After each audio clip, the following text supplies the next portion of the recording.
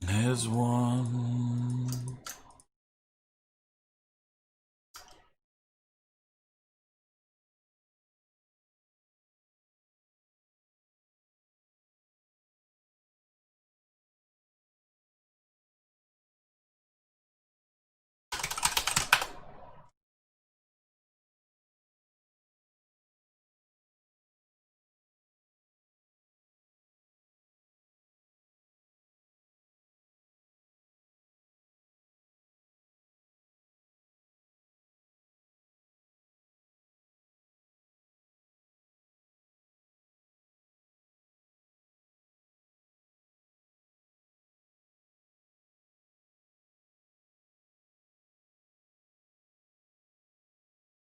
Hey, how you doing?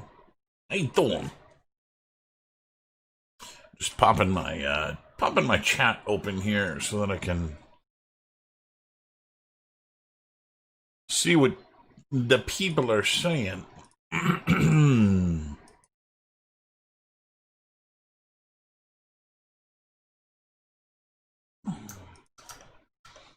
So I'm still plugging away.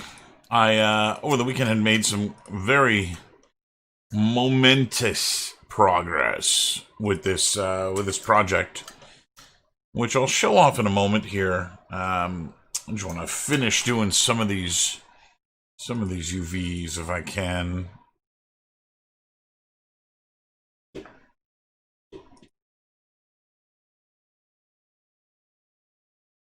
Let's see, where am I here? Yeah.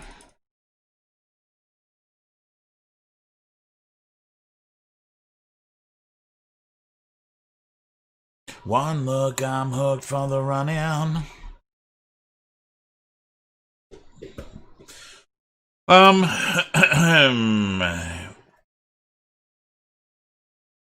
gonna open up, like, as well. Yeah. You don't need this.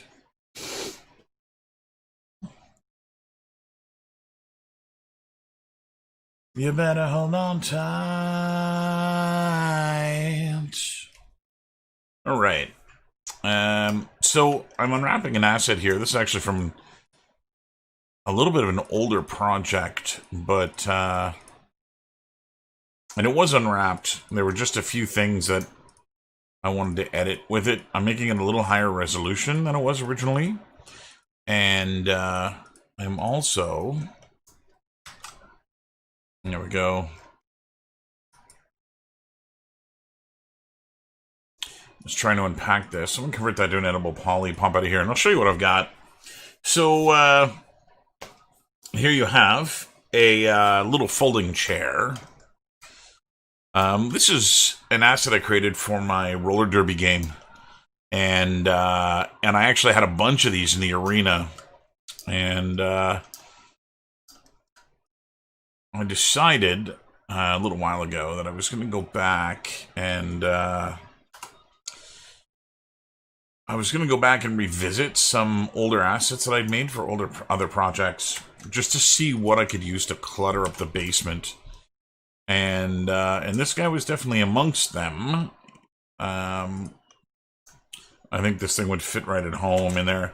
Now, I never really got past the proxy level for this. I think I just gave it a white material, and that was an issue. And so I'm just going and cleaning it up a little bit. Excuse me. There was some topology there I wasn't fond of, and I want to make two versions of the chair. The opened up version, and then I'm gonna rig it and fold it up so that I have the folded version as well. I'm gonna texture this version, but the seat back and the seat itself were just planes in the original version, done to limit the poly count. But now I'm actually okay with the polygon count. And I've gone and added some thickness to them so that they'll render on both sides. Just looking at the topology that I did here, I'm wondering if wondering if it's in my best interest to edit it a little bit and see what I can't do. Let's remove material. This here, if I connect that, I got a quad there. And that edge can probably go away. So I'm just looking at polygon counts here. So this seat is 180. And if I go and connect through here, and I remove all of this, I'm still all quad, and I've gone from 180 to 156. It's not a tremendous amount, but I think it helps. And I could probably do that in a fair number of places down here too, but whatever. It's only 1,000 or so, 1,400 tries, so it's not the end of the world. In order to bake this thing, I am going to split it into chunks. Again, I never really finished this in the other project that it was in, and I brought it into Substance Painter just to see what I can do with it on its own, and you can see why I've gone in and doubled the geo on those components. It's not worth making a two-sided material for this, not for something this simple, and so I've just added a little bit more geometry. And a little bit more geometry, but it'll give me a cleaner result, which is the hope. So let's go and break this thing up. So this is seat back underscore low. This is seat underscore low. We're gonna split the 4 feet off. So these are just the rubber nubs at the bottom, which will detach. I've moved my webcam here from monitor 2 to monitor 1, so that I'm looking at you guys more often while I'm working. But it also means that when I communicate with you, I then have to look over at the other monitor, which little bit of a disconnect, but I don't think it's all that much of a hassle. Okay, so we're gonna split the frame up. So I'm not gonna make every piece its own piece of geometry, but if I can split these components in a way that'll allow me to manipulate things a little bit better, it'll be a little bit easier. So let's detach these, which we'll call frame A. Underscore low. This is weird with the LED light on the camera turned on. It's illuminating all of my area here. It's a little bizarre. I may end up turning the LEDs off again. We'll see how long I can manage the brightness. Okay, so these are back legs. Attach. Back legs underscore low, and we'll rename this front legs underscore low. Okay, so that gives me all my components unwrapped. I'm gonna go all named. I'm gonna go, and their UVs are a little funky right now. I had to manipulate some of the UVs. What's going on there?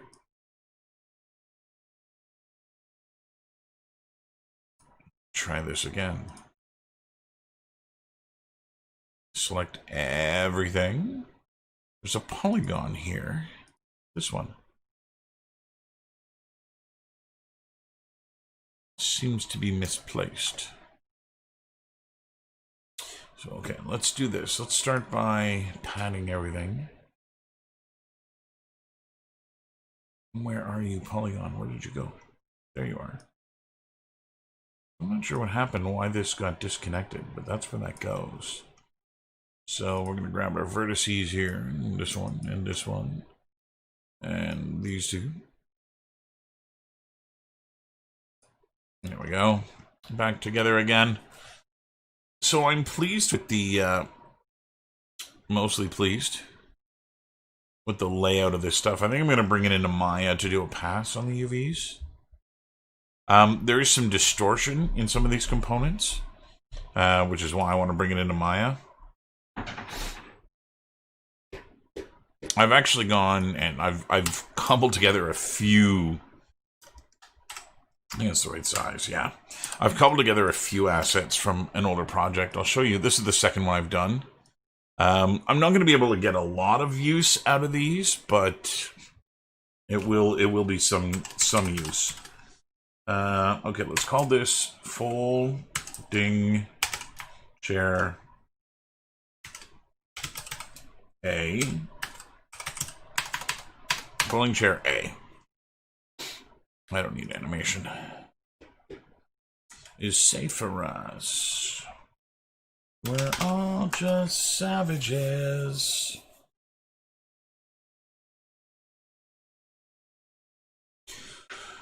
So I'll get this guy into Substance Painter, and then I'll do a little bit of a review here of the project and the changes that have been made therein.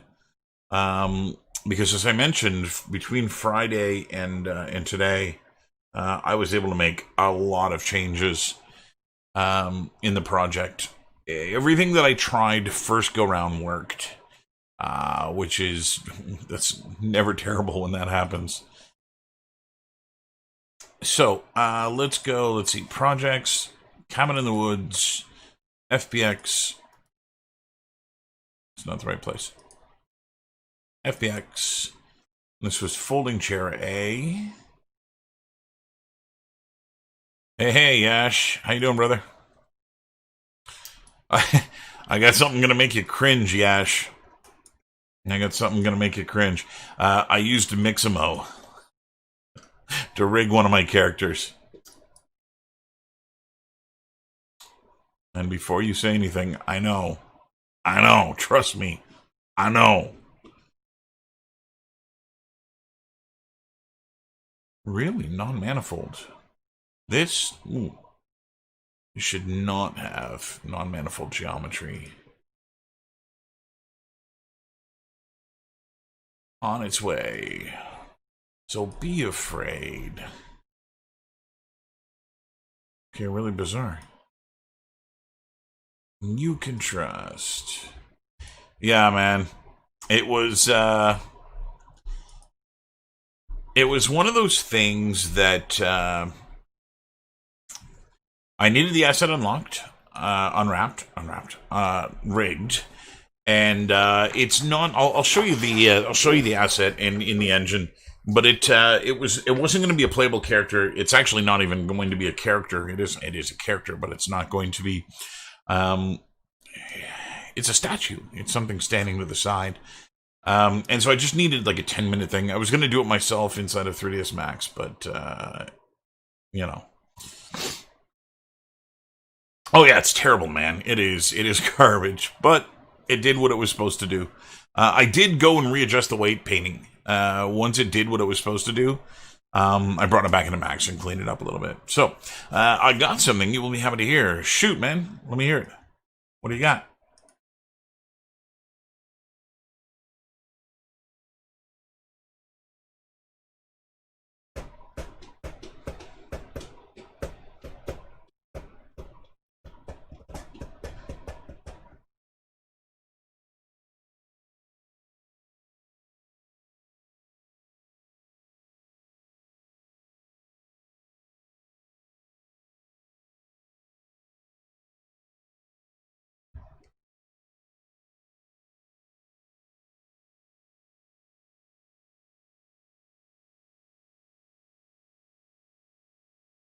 Dude, that's fantastic. Beautiful. Beautiful. Whereabouts? What are you doing? What studio? Games? Not games? Film? VFX? Spill it, man.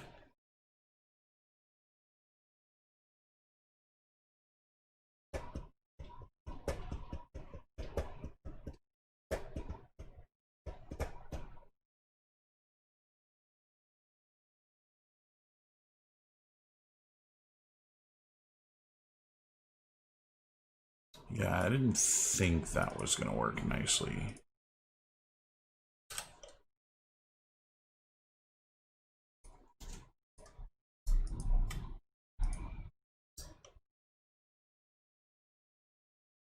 Nice, man.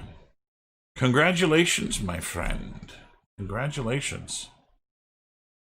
I always like to hear that students are doing well.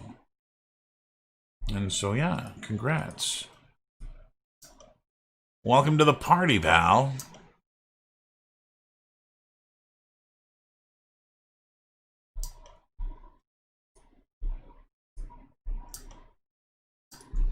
I think I'll straighten those guys out. What is this? Is oh, that's the loop around the yeah. I'm gonna straighten that too. Optimize, straighten. Come on. So this is where 3ds Max's straighten algorithm is way, way better. So when do you start, Yash? The one that gets you high.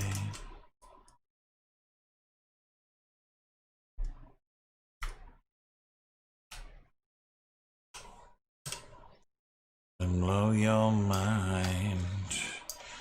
All stars now.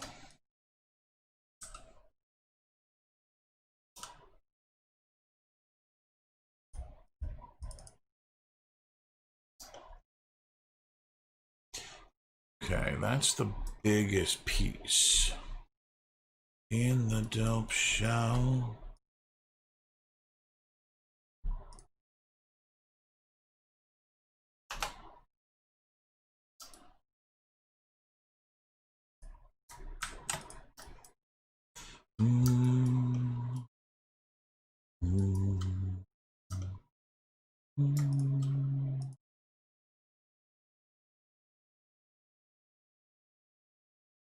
Cool, man.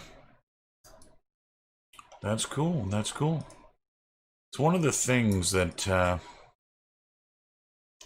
kind of envy about you youngins is that you are you're still able to move around and chase jobs at all of these studios, whereas I kind of committed to living here. Not that I regret living here. I love living here.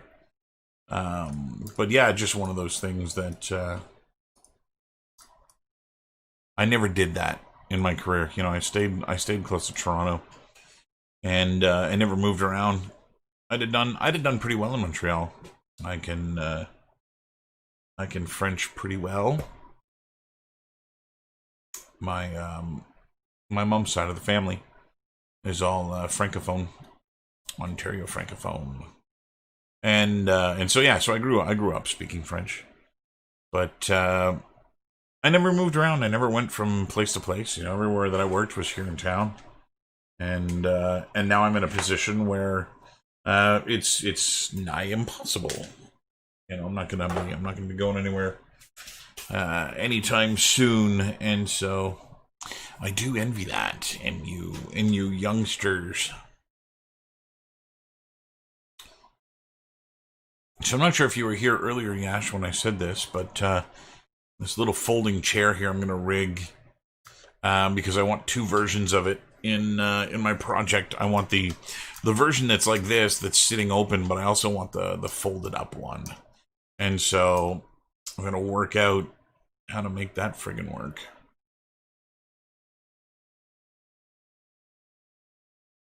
I'm trying to remember with the logics of how this actually works in real life. So there's two hinges underneath. There's two axles here. And there's two pivot points here and here. So I'm going to have to...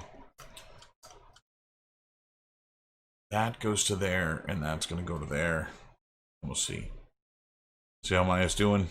Beautiful. Way better. I'll take it. So let's get this out of here. That's good, man. That's good. like I said, I'm always happy to hear student success stories. For two reasons. For two reasons. I love when I see you guys do well, which is as an instructor. And even though Yash, I never taught you anything. I mean, other than the few moments you came into my class, right? You were in the other side. But I always love seeing students do well, especially students that work hard and aren't afraid of hard work. That's always nice to see. But it's also nice because I use that in my classrooms, right? Of like, if you guys work hard, you can do it just like Gash did, and I try to use that to help motivate other students too. And almost every single class I've ever taught, there has been one or two students ask me, do you actually know of any students that have ever made it? That have actually done games and have gone on to do games, and it is nice to be able to say yes to some of those questions. Why, yes, I do know students that have made it, and they work here, and they work there, and they work there. Okay, so I've now got the chair done, and we're going to texture this thing. I'm going to go to my layers. So you've probably seen me do this before. I have a flow that I follow, which is I get something modeled as clean as I'm going to get it. I add all of the components. What happened? Let's add to active layer. That's what I want. So I'm going to create a new layer, and I'll call this low poly. And then I'll select my objects here again. Maya has repainted them for me. Thank you, Maya. I'll select all my objects here again, and I'll clone them. Make sure it's a copy. And then I'm going to make a new layer again containing my new objects, which I'll call high. And I'll hide the low polys and then select all the highs. And now I can go to tools and rename. And all we got to do is just rename these objects. So we're going to remove, I'll put high and remove the last 6 digits. Oh.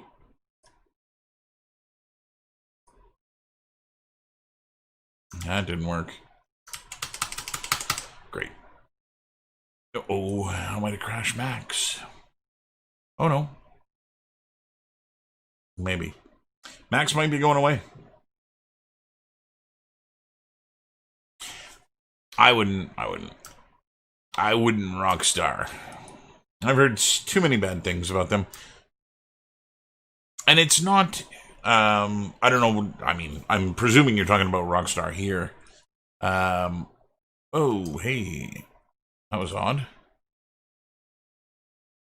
I guess it did undo all the way? That's bizarre. I assume you're talking about Rockstar here, which I've heard some pretty nasty things about. I don't know anything firsthand about that studio. I've never been. I know some people that have worked there in the past and didn't like it, but all hearsay. I can't speak from experience. But they are not the studio that does the more popular games, right? They're kind of like the B studio. Okay, that worked for whatever reason. So, turbo smooth, and we'll give it a couple of iterations. We'll see how well it holds up. So, some of it works, some of it does not. Here I told you so. I couldn't make it without you. So we're going to put a chamfer on, unsmoothed, and I'm going to bring my amount down to 0.1. To be the next freak show American Psycho. Okay, and then we just got to go fix a few smoothing groups here. I've put that modifier on everything, so I might have too much open. I'm getting bizarre effects here in Max. Okay, so that should work. Grab the feet.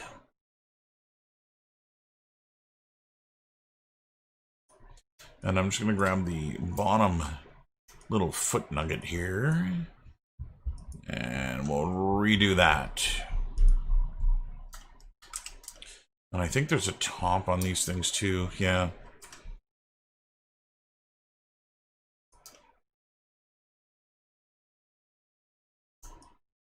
They all want to know.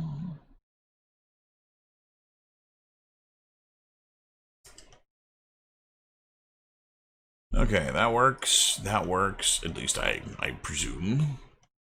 I presume they work. I haven't tested anything. Okay, let's do this guy. That you showed us you lied and...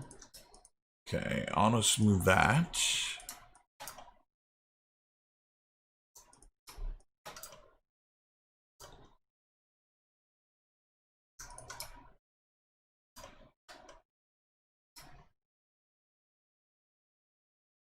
Okay. I think that's it. I think everything else should hold. Oh, what are you doing? So that was where the extra edge was created. These should just all be smooth grip 1.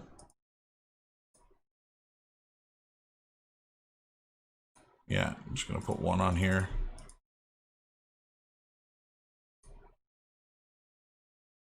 Okay, so I can export the whole chair now, provided I make it high poly. Let's bring this up to 3. Just have a gander. I might go play with the seat. So the seat does have, there's a depression in the seat where your butt goes. And I actually went and modeled a little of this in here. And so what I might do is actually just go and alter the smoothing group on this, just to see what it does.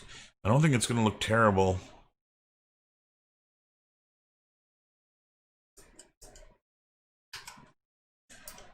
Yeah, it's not fantastic.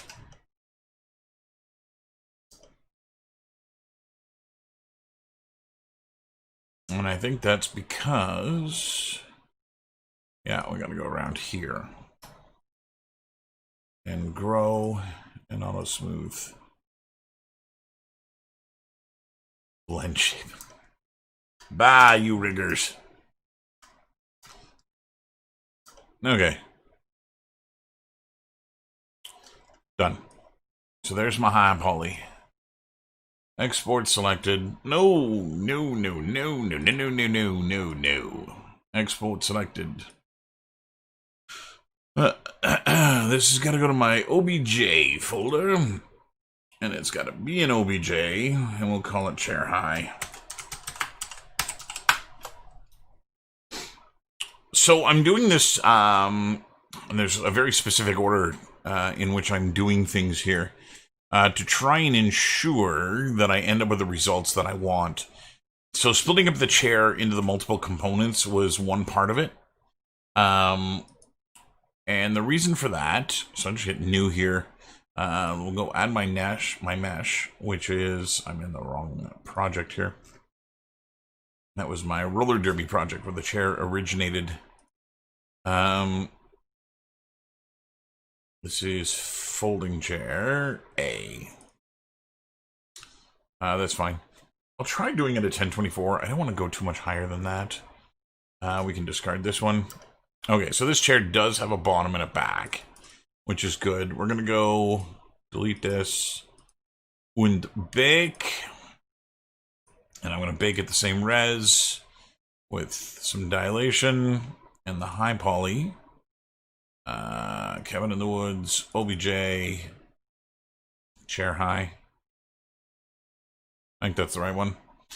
Starting to forget what I name things. It's going to be time to empty out that OBJ folder fairly shortly. So ID is going to be from this. Comment I want to match by mesh name. Ambient occlusion, crank it. And we also want to make sure that we are only occluding the same mesh name. And then same deal with the thickness, always from the same mesh name. So a little bit of a slower bake here. However,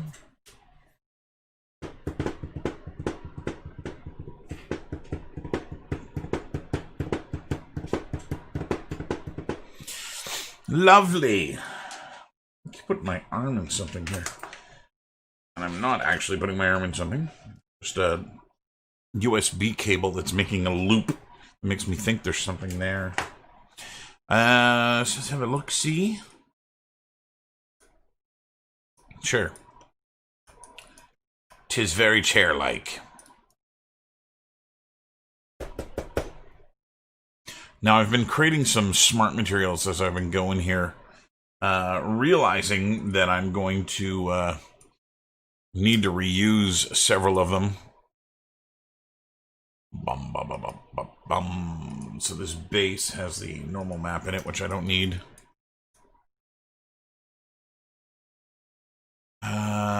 Is it this?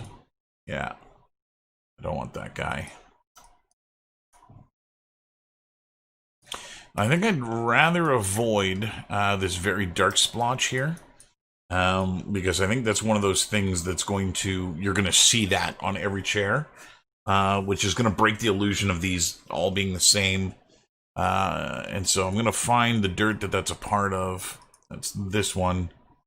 And I'm going to go and swap out that grunge map for something else.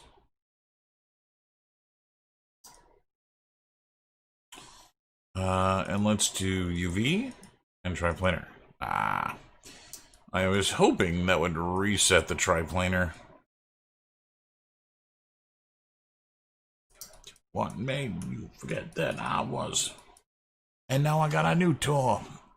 Okay, so I'm good with that. I'm just going to do a little AO dirt here on top of this guy. So we're going to start with a new material, which I'll put up here. We'll go make this dirt colored. Nice and brown. Fairly rough. Add a black mask. Add a generator. Add a dirt.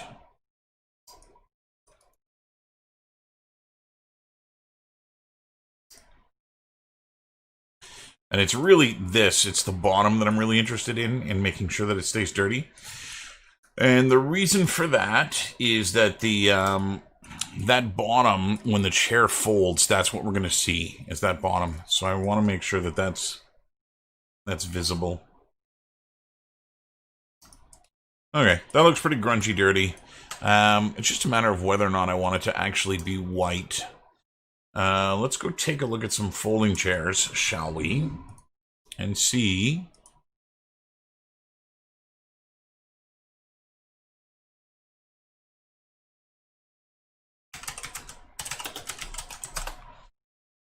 I'm just going to go Google some folding chairs here. No, don't go to shopping. God damn it. Images. So I had made them white when I made they were kind of like this when I made the roller derby project. But it would appear as though the majority of them are black.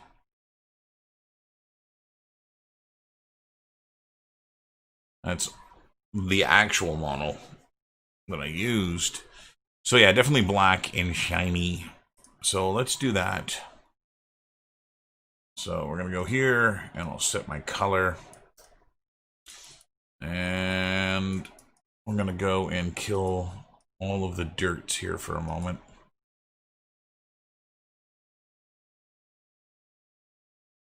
This. Oh, I killed the folder, that's why. There we go. So let's go get this to look about right. And then we can concentrate on the dirt again.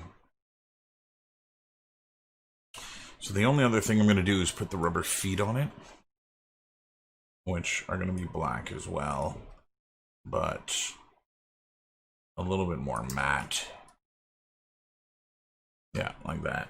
So black mask, and we'll go. I think this is the other thing that's going to be weird, weird for you guys, is my monitor is so big with the webcam facing me. You're going to see me like looking from corner to corner on my monitor. Big breadth of movement. Okay, so there's some rubber feet. So there's the chair where it new. I might go put some bolts on it here too. So there's supposed to be a screw or a bolt or a rivet of some sort in each of those. And so I might go do that. Oh, I made a really good rivet. I don't remember where. It was when I was doing... Oh, it was when I was working on mask. Let's see if I can hand paint one here though. So I'm going to add a paint layer, and we'll go and adjust this material here. This is going to be metallic, not rough. And it's going to have some height. Turn off the normal. We'll just increase the height. Actually, I'm going to max out the height. I want to. I definitely want to. Just a matter of when that'll happen.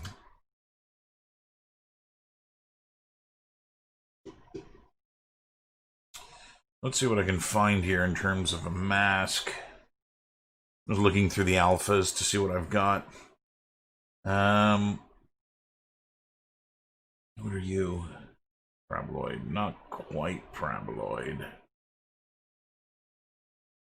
I'm not seeing the exact one that I want.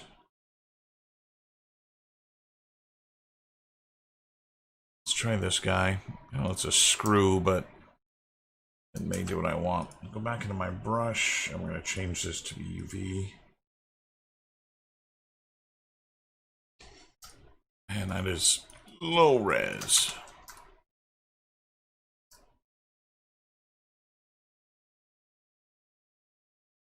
We'll see what we can do with it.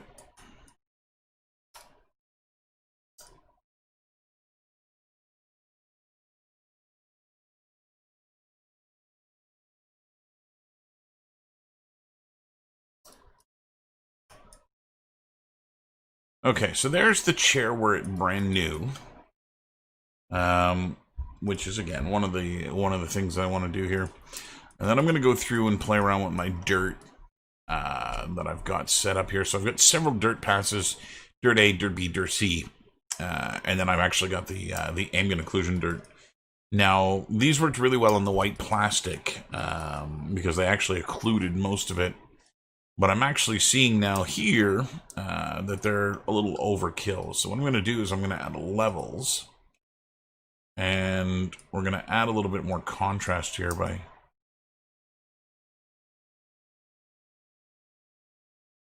Why can't I move that any further?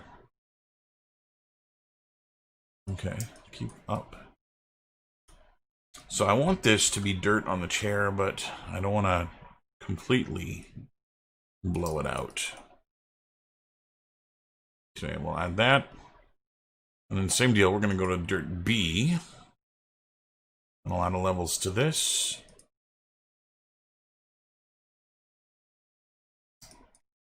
And we'll just add some of this. Again, I don't want to necessarily... Let's make sure that these grunge maps here are also using biplanar.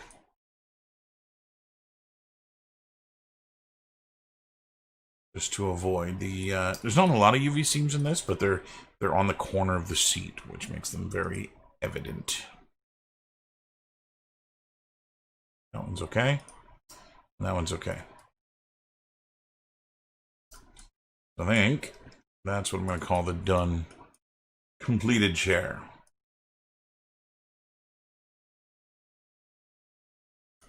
Okay. So yeah, not too recognizable, the pattern, which I'm hoping is going to look decent. So export textures. And go put this in the right place. So projects, cabin in the woods, textures, and add a new folder. Folding chair. And we'll select this folder. And then we're going to go to template. And we're going to go to Unreal 4 packed. And export. I started playing around with the preferences in Painter so that it adheres to my naming conventions. So I'm going to delete the turbo smooth on this. I'll hide the high poly. And I'll open the low. And it should just be good to go. So this is the one that I'm going to have to rig here in order to close it up the right way. And we're going to see how that works. Let's first go into Unreal and import it in here. So I'm in meshes, so I can bring folding chair A in.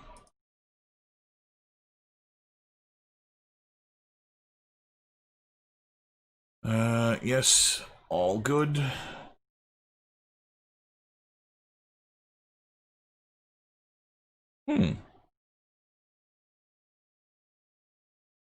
No smoother group information found in this FBX file.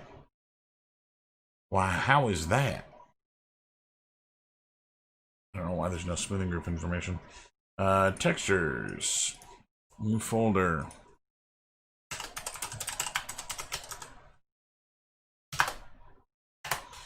Okay, and then we can import into here. So projects. I've been in my roller derby project, pilfering assets, as it were. And so I'm at a point here where I'm getting pretty quick at bringing assets in and setting them up.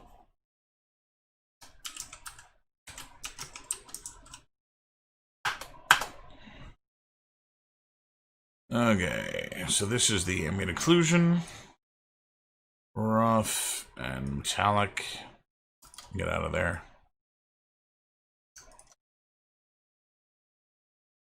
So I've got a couple more totems that I built. And I've got another one that I'm going to do here in a moment. Got an idea for how I want to do this. And this is normal. Okay. Save that. And that guy should be good. Back to my meshes and folding chair. MA underscore chairs. Yeah, it looks just fine. Okay, so now, with that guy done, let's save all. And I'm going to ensure that I'm in the right map here, which I am, Cabin in the Woods. And we can go throw a couple of these chairs in. So I'm going to put one here. I've got my rotation snaps off, hoping to get a little bit more of an organic look to things, so that not everything is 90 degrees from something else. And so I'm kind of very much arbitrarily rotating things now and then. I'll put a chair there. That's good. So go over here. I'll put a chair in here. And arbitrarily rotate at some angle. I'm going to put a chair. I have an idea for putting a chair up here. But I'm going to try and flip it upside down. Come on, you. Just need to get the axis right so that it sits firmly on the top and bottom pieces.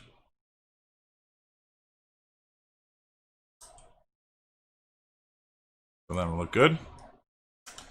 And then I'm just going to make sure that it's not just placed neatly. Would give it a little bit of a bend to it, a crookedness to it that hopefully reads a little bit more again as being organic and natural. Let's put another one here. Not that I want this to look like it was used as a desk or anything like that, but I'll put a chair in there. And put a chair in here. And we'll rotate this one. Let's throw a candle or two on it.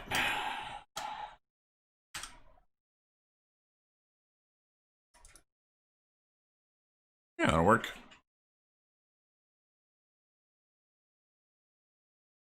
I'm gonna make the folded one here, and I'm gonna bring that in. And the folded one should actually just use the exact same material. There should be no change in it. But that should look pretty decent. So, the changes, things that I've done over the weekend. So I was mentioning this a little bit earlier. I have made very big steps forward in setting up my system here. And I'm going to show you what I've got set up. Because it is...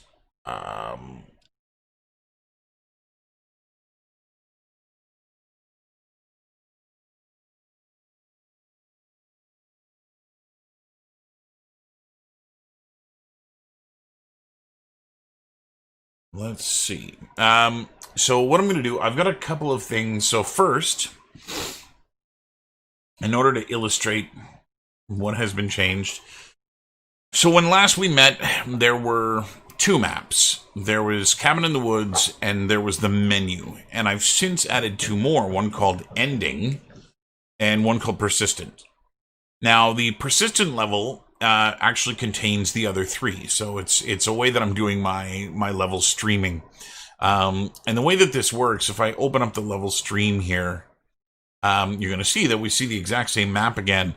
But if I head on outside, you'll see that there's another level over here. And underneath somewhere, there it is another level. And so I've kind of got these things in and around and near each other, but not really interfering with each other. And they all live inside the persistent level. Now, part of what I'm doing with this is I'm using this as a way to...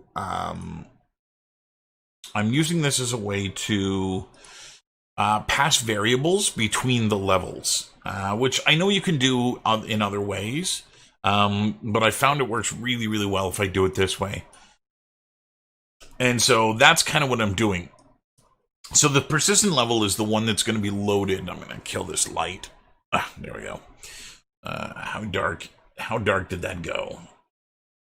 Yeah, it's doable. You can still see me. So the persistent level is the one that loads when you load the game. It's the one that when you hit play, it's the level that you're on. And everything else gets loaded through it. And so I'm going to turn my music off for a moment so that I can add my desktop audio so that I can play this and you can get the full effect of how the system works right now and the changes that I've made. So I'll point out the changes that I've made here as I go. So step number one is to go in here. I'm going to go full screen and hit play. So the first change that I've made is I removed the A-pose version of my character, and I've now got a rigged version of her, who's just kind of in an idle pose here. And I did away with the nudity. I was really unhappy with the fact that she was naked. And so I've got her draped in a toga here. Still all meant to look like clay. This is not meant to look like a real human being. She's actually standing on a barrel. But she's there. I wanted to have some element of character modeling or organic modeling and 3D sculpting in this project. And so that's what that is. Next, I'm going to name myself Topher Turner. I can spell my own friggin' name. And then my email address, I'm actually going to use my George Brown email address here, so that you can see this part working. So I'll hit enter and I'll hit play. We got a fade out, we got a loading screen, and I'm now in the level. And so there's the newly added chair. And I can go wander around here, and there's my other chair. That looks pretty decent. Yep, sitting there. And we can go wander around, and the map hasn't changed too much. You're going to see that there's... Oh. There's an old toilet on the ground here. I'm going to put one of the totems in the toilet, because I think I have to. And I can go walk around and, you know, look at the world all over the place. I have actually added a few more totems. I've made it a little further with the totems, so you can still pick up the totems and you can put them back. That is the evil clown totem. There's the supernatural psycho killer totem. There's the garlic totem, which is over here. Let's get down in front of it. Fix the collision on that. So there's the vampire totem, which is the garlic. Go around the shelf, which actually doesn't have collision. We have the Jack Frost totem. We have, let's see, what else is here? The sociopath totem, which is Michael Myers. We have the demon totem, which is the ram skull. Newly added totems. The papyrus. So this is a ancient Egyptian piece of fabric here. And drawn on the fabric, let me try and get this from a better angle so we can see it a little clearer. So, nah, that's not much better. Let's try from this angle. There we go. So written on the papyrus, I might have to move it in order to ensure that it gets better lighting. The only character really visible on the papyrus is Horus. And Horus is the, I think he's a falcon. He's half bird, half man. And that is what this creature is. It's the avian character. So I've got that totem. I'm sure there's another new one here somewhere. I don't remember where I put everything. Hey, Bray. How you doing, brother? Where the hell else did I place? Oh, yeah. There's this one.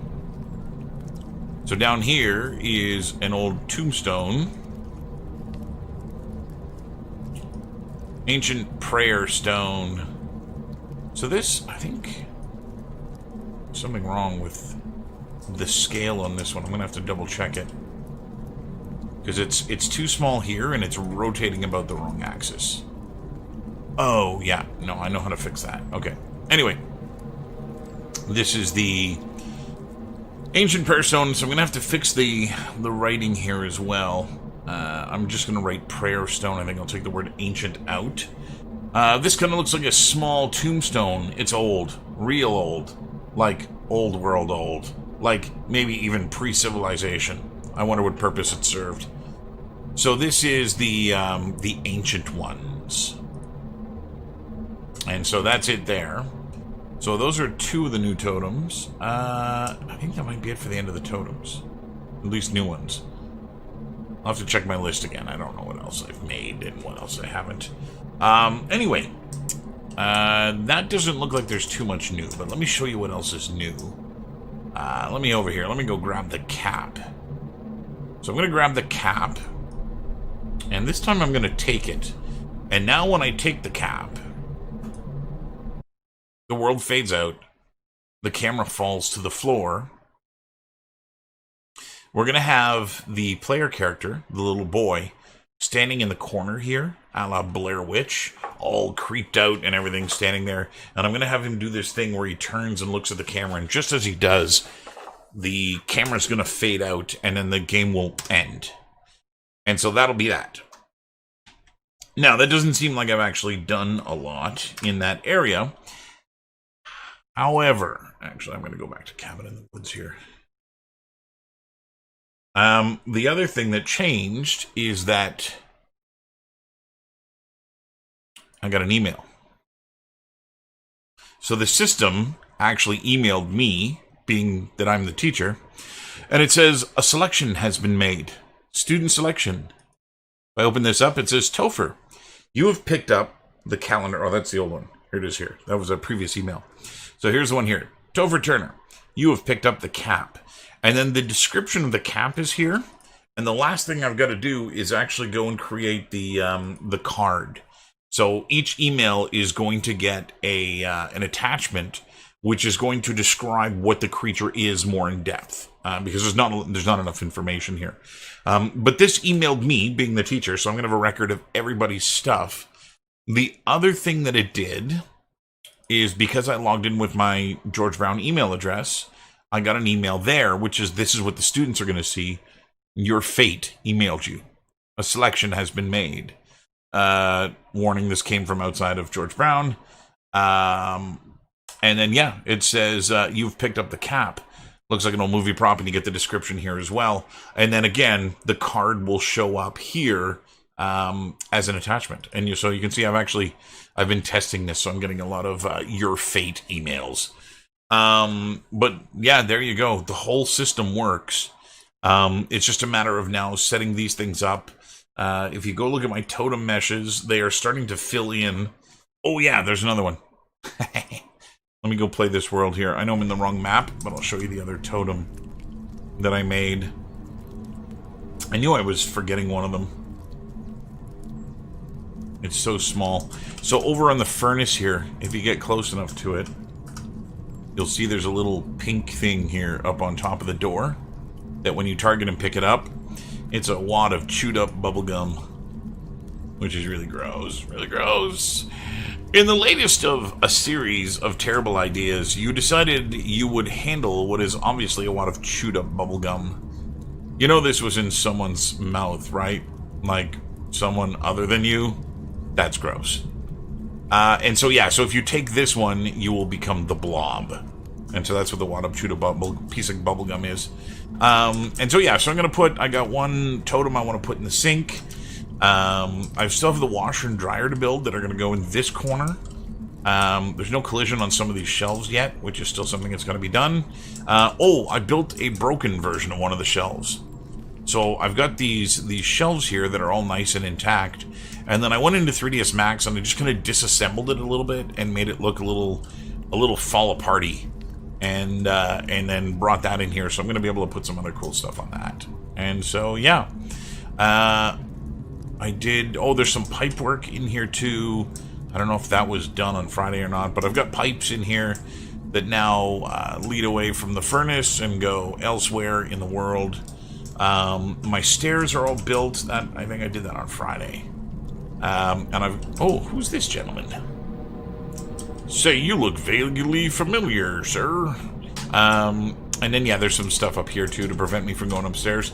The reason this guy is here is I didn't load the game from the perpetual level, or the persistent level. I loaded it from the one that I'm in now, which is the basement here. So that guy was the basement character, and I was loading from the other one. And so anyway, yeah, that's where it's going.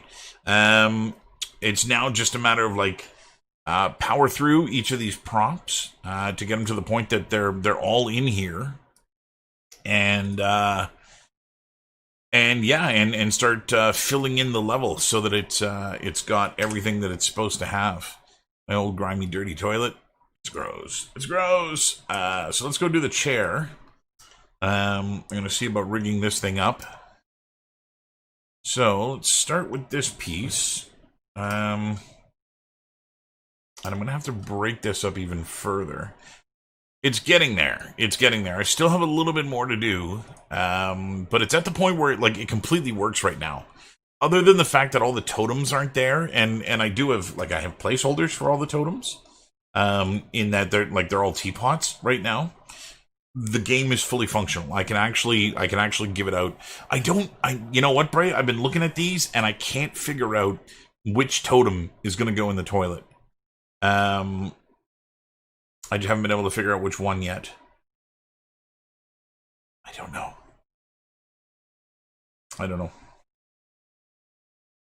I've still got a lot of these things to build, but anyway, one of them is going to be in the toilet. That's where I'm going to put that. I've got a really ugly UV seam in the bottom of the toilet too.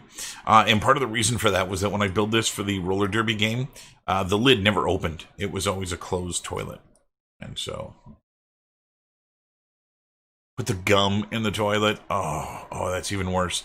The only reason I want to keep the gum where it is that there's a stark contrast in color between the gum and the furnace, and the gum is at the right height, and so it makes it a little bit easier to see something that's that small. In fact, that's what I've got to do with the coin too.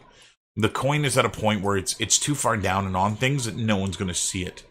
And so I need to cheat that a little bit and make it a little bit more visible.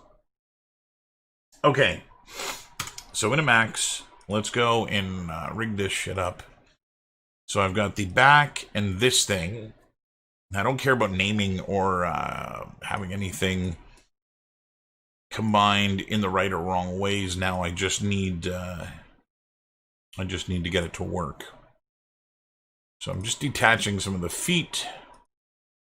Attach this. Yeah, exactly, right? Like they're so little, some of these totems, that I need to put them in a place that the player can see them, or it's just not going to work. So first things first.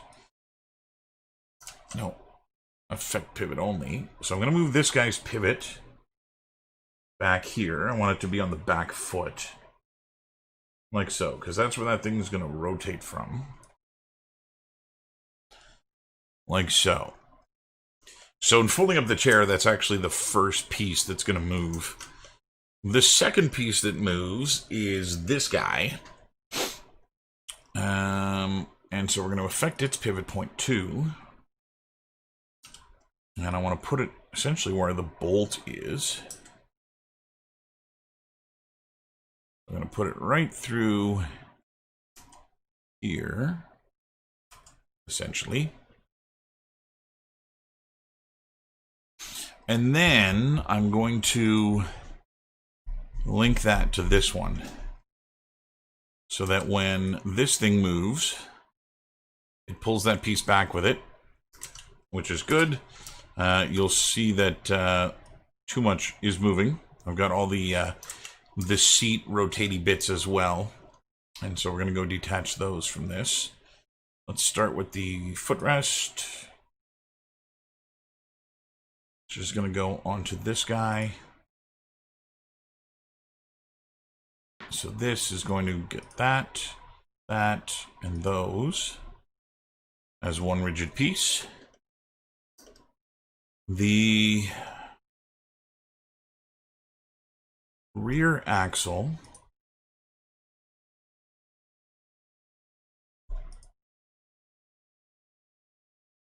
is going to get the chair seat. Okay, and I've got to now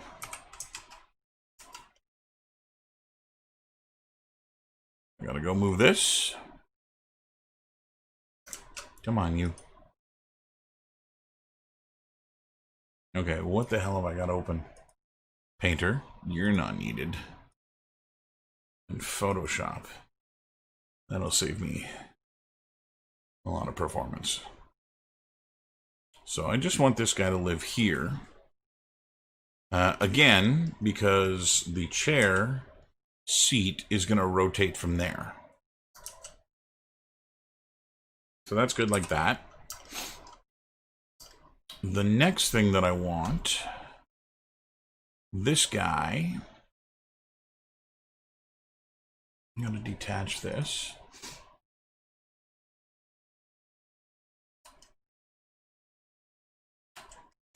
And this should be all of the front. And again,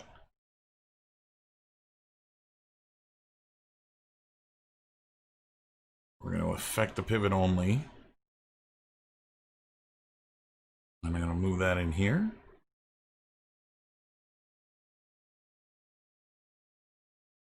And that should then move the entirety of this part. Okay. And then this thing.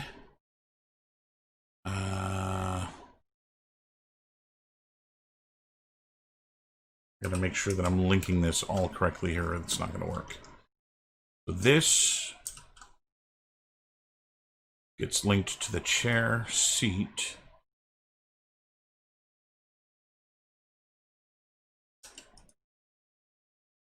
This is just the backing.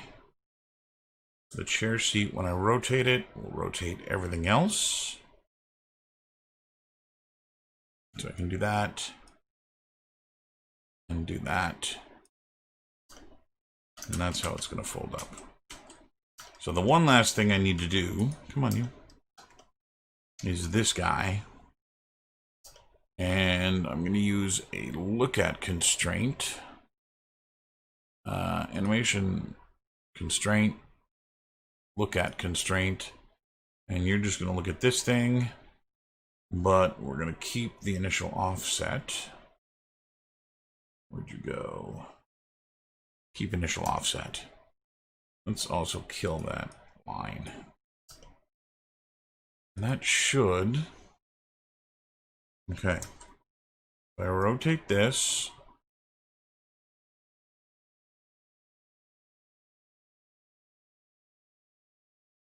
Okay, that works.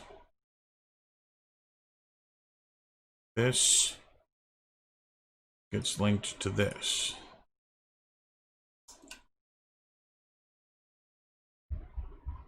Okay. I've now got, I believe...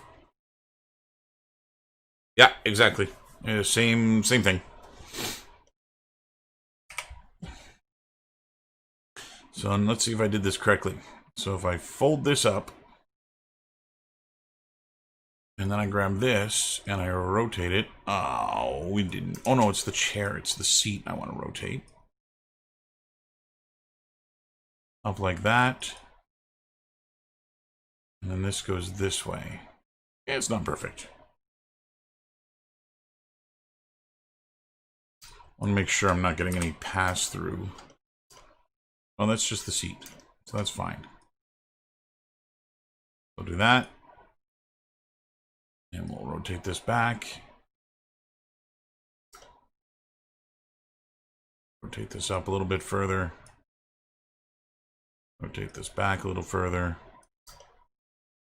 And then the only thing I gotta do, we can actually just go delete that. Look at constraint. It's not doing anything that I wanted it to. Look at constraint, delete. And I'll just rotate this up into the right position. And there, one folded up chair. So, convert editable poly. File, export selected. And this is going to be up FBX, FBX, and folding chair B.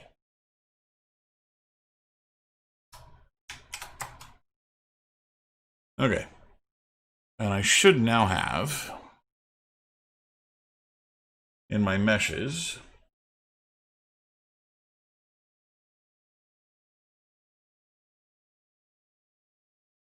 a second chair. So if we go import, folding chair B, okie doke. We go in here and we'll set our material, MA chair.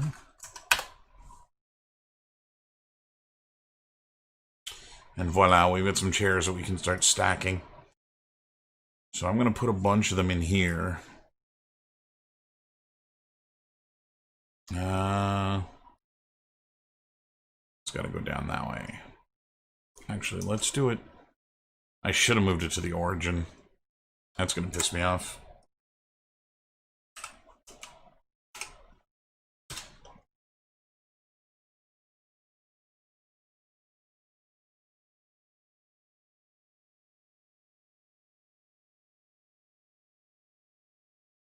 Folding chair B.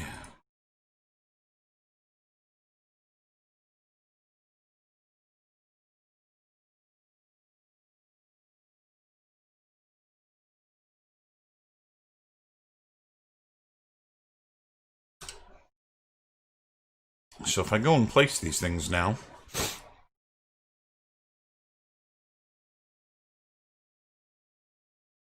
the idea is I can actually put a bunch of these things on the shelf here.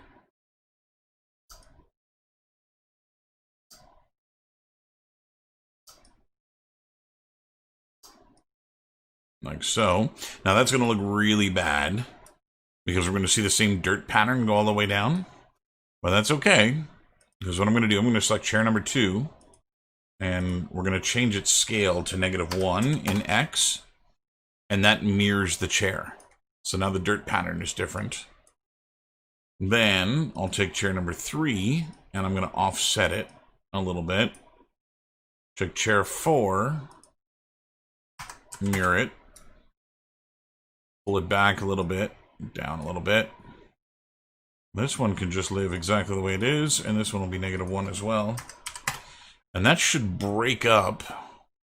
Let's deselect here. That should break up any of the tiling that you get in the material and just look like a stack of chairs.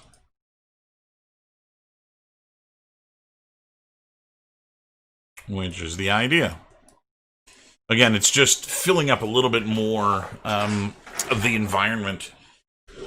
I don't want to have all these shelves bare where you can see through the whole world, and so the more I can fill it up with crap like this, the better. I can also go grab all of these things, and even though I have that rotation off a little bit, they still look a little too neat. Okay. And then, let's see, where are we going to stack some more of these things? I think over here, maybe. I've got an idea. So I'm going to go into 3ds Max and reset the X form on this. Damn it. I'm going to break all the connections and reset the X form. And then I'm going to grab the base and attach it all together.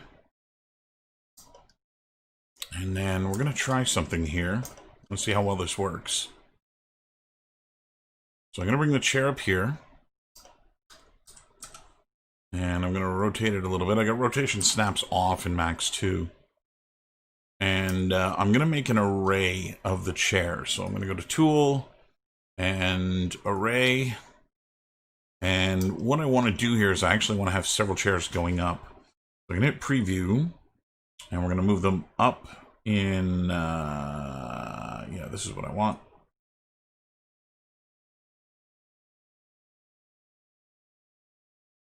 Ten chairs is okay. That shouldn't be too bad. So let me go put a number in here instead of trying to scale this thing here. Let's do, I don't know, 8. It's got to be bigger than that. 18. There we go. I just want there to be a gap between each of them. The next thing I'm going to do is add a... What? I wasn't done. Whoa, what just happened?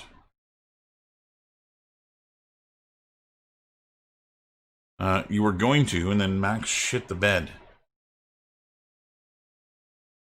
Okay. I'm not sure what happened to Max. Seems back now. Let's try... I can't array now? There's only one chair. Weird. Something... Okay, something is really broken in Max. Bye, Max.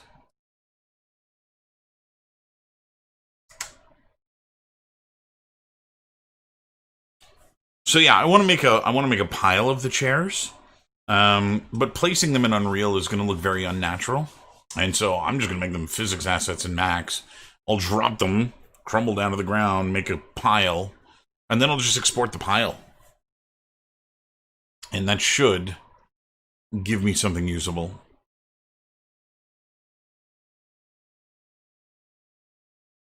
So let's start by importing the chair.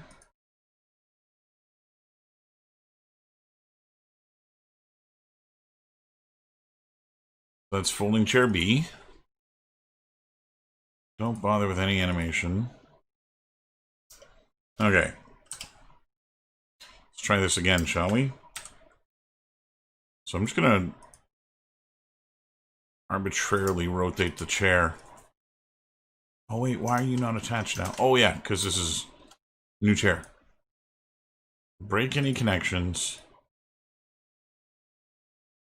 Attach all. And reset my X form.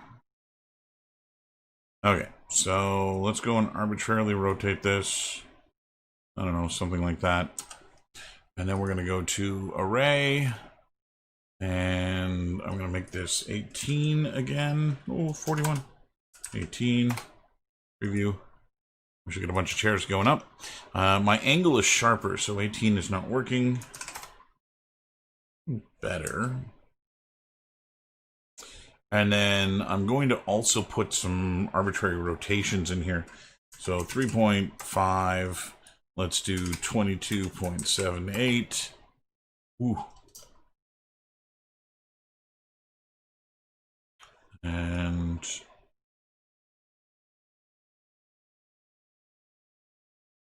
we'll do something like that. Okay. No.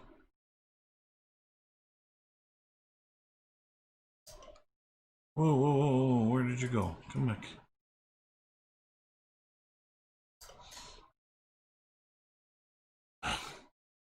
Max's spinners are going mental.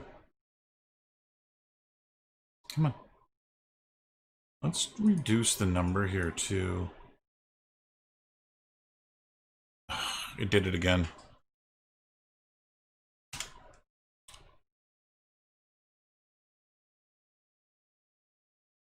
Come on, Max.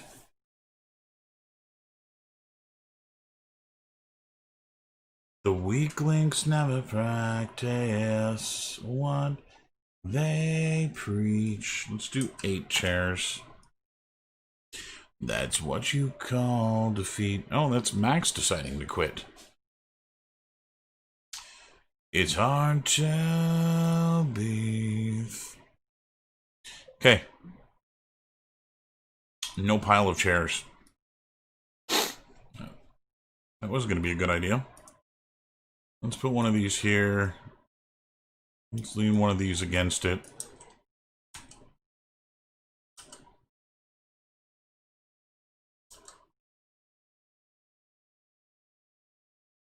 Always moving with his hands. Goes on. It goes on. Okay.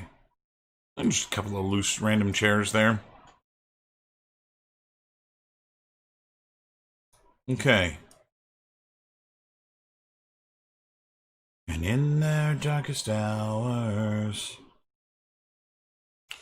It is a mantra that I wish I did not have to say as often as I do. Fucking drunken monkeys. Okay, so I had an idea for one of these props here. So this was actually a little bit of my son's idea that I'm going to use. It's partially his idea.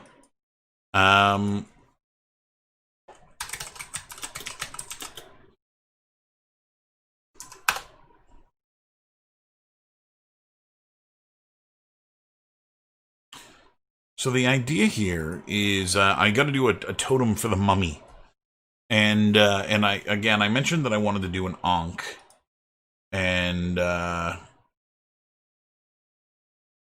was okay with doing an Ankh. I thought that would fit, but it was a little too on the nose. It was a little too obvious, and as such, thought it would be easier, better, to do something a little bit different. So my son actually came up with a totem that I'm going to use. And I'm going to use a 3D scan, but I'm going to manipulate it if I can. But they're so far out of reach.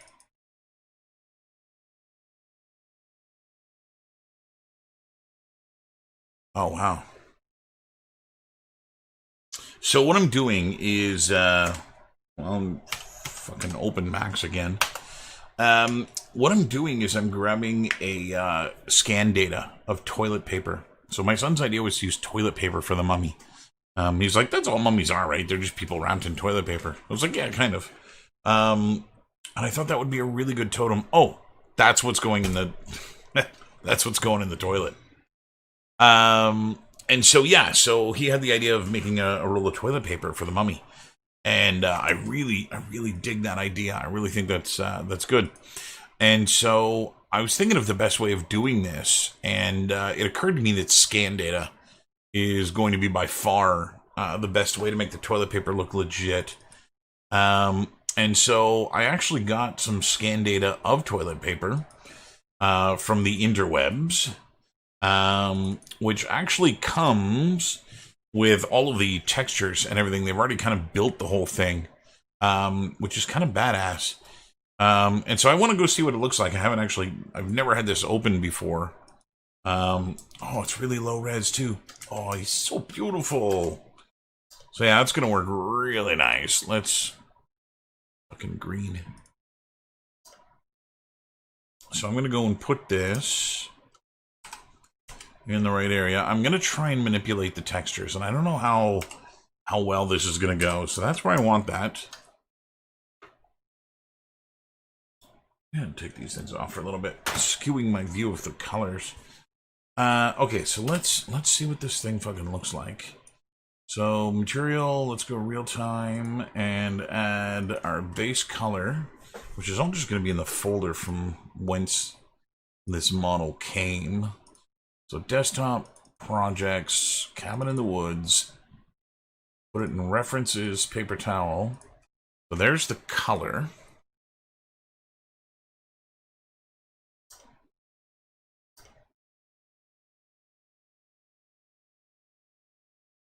It's okay. It's okay. It's not undoable yet. Let's try the normal map. And I think the normal map is the one that I'm going to have to change. Normal bump. And if this doesn't work, I'm just going to leave it the way it is. I might grunge it up a little bit. We'll see. So there's with the normal map. I'm going to make sure that the scan data is not broken. This occurs on occasion. It is not broken. I'm just noticing a really bad seam right here that I'm not sure what the reasoning for that is. Let me try. Maybe this is a Y channel. Yeah, okay. It's an OpenGL normal map. Or maybe I'll flip that. Anyway, the toilet paper is covered with these roses. And my idea was to actually get rid of the roses and swap it out with an Ankh, the Egyptian symbol for life. And I thought that would be awesome to have toilet paper with an Ankh on it for the guy. But anyway, this looks like it's going to work quite nicely. I'm going to export this. Export selected. And projects. Don't rename projects. Projects. Cabin in the Woods. FBX. And totems. And mummy. And yeah, that's good. So now we go to Unreal. We go to the totems. I find the mummy and I re-import. Reset the materials. Ooh.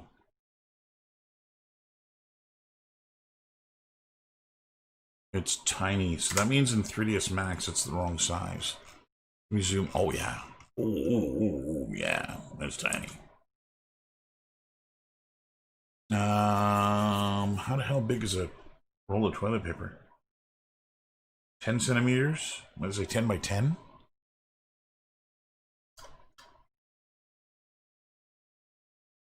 I'm going to make this box 10, 10, 10. Drop it down -5. 0 at the rest. And then just scale the toilet paper till it fits that.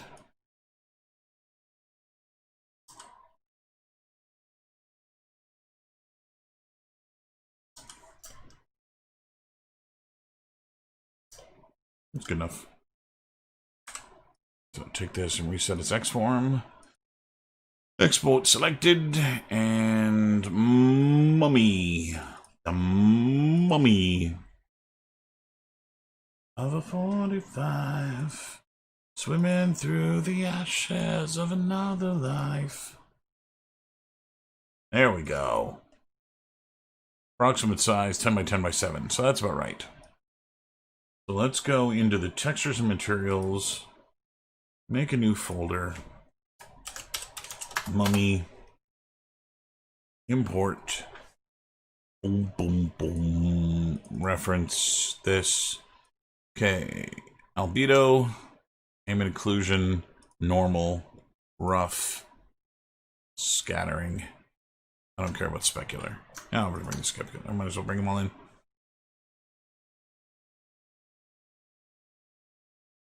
Okay. This is actually a normal map. Thanks, though. Why are you... Oh, I gotta fix it. That's why.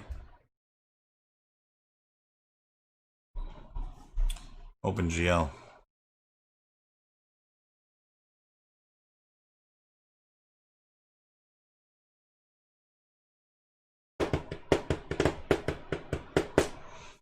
Okay, let's pull that file in. And I'm going to make a couple of changes here to this. Look. Man.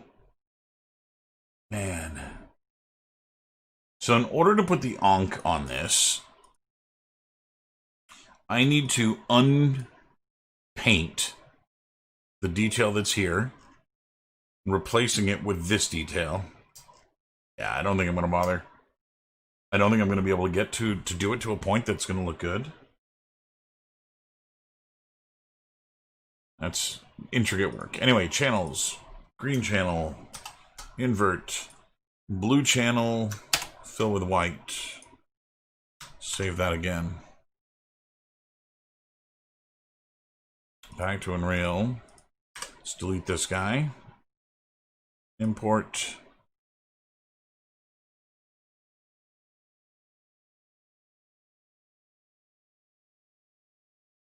Bobby! My brother. How you doing, man? I was actually just looking at one of your Instagram posts not long ago. Bow, bow, bow. What the hell did I just do? Normal map. Bobby distracted me. It's not allowed, Bobby. Alright. Great material. Let's see. MA underscore ass wipe. There we go. The terminology comes from my sister. Since she was a kid, she called it ass wipe. So I'm going to set this to be a subsurface material. What do we got here? This is the specular. Throw that in there. This is the scattering. Goes in there. Oh no, I think this goes in the opacity. Yeah, I think that's correct. And what else we got here? Albedo. You're already in here. This is my rough. No, that's AO. Bobba-doo-ba-doo. Bobby, have you seen what I'm working on, brother? Have you seen what this is?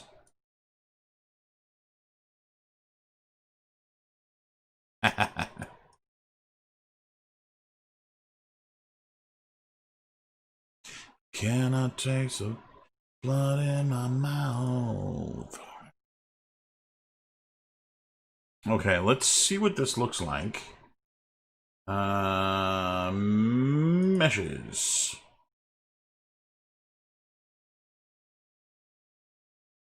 Oh, it's a totem. That's right.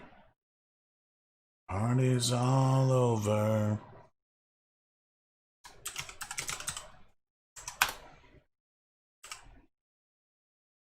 Okay, so that definitely is not the way that that's supposed to be set up. So we don't want this in the opacity. We want it in the subsurface color. Yeah.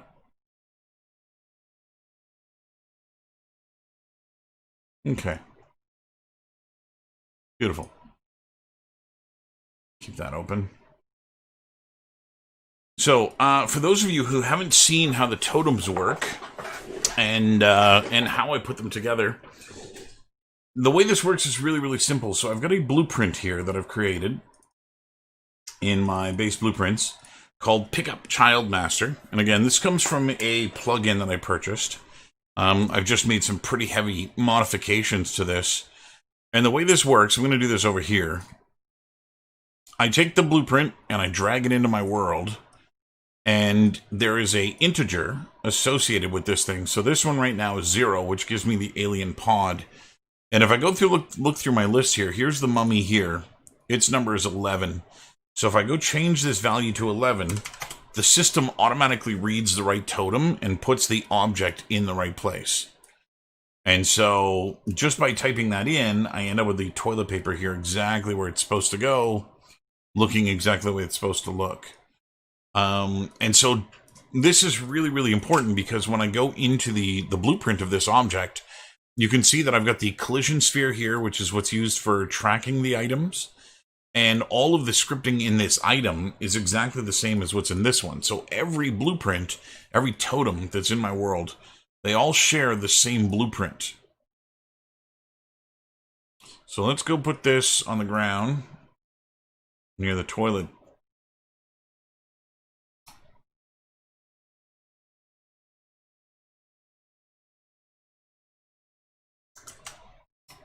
Move it over here.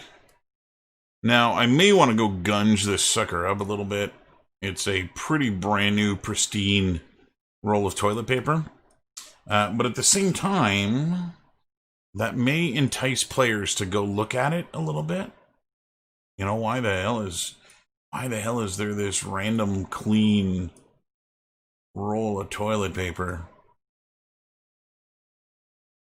There, I'll put it there.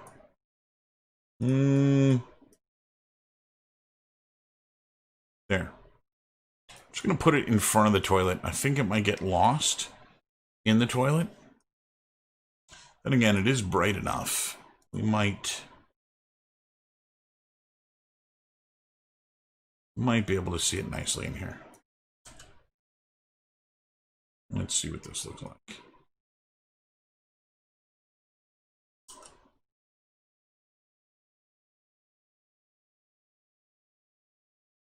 Yeah, that'll work. So I'll keep the roll of toilet paper in the toilet. Let's go make sure it works. And also, you know, as with everything Topher does, check Topher's spelling.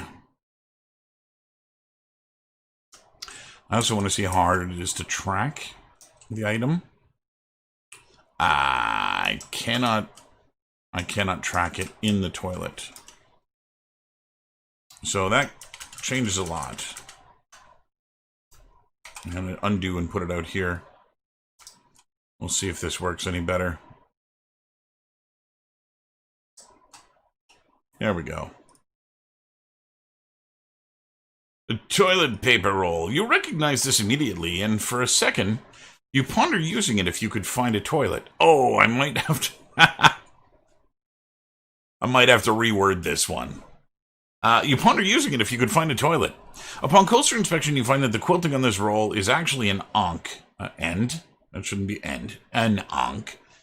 I didn't realize there was ancient Egyptian toilet paper. So this whole thing has to be rewritten because it does not apply. 2-ply. 3-ply.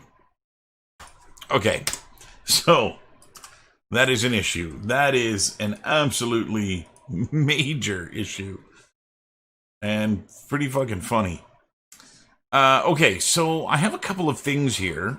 I have a data table, which contains all of the information for all of my totems.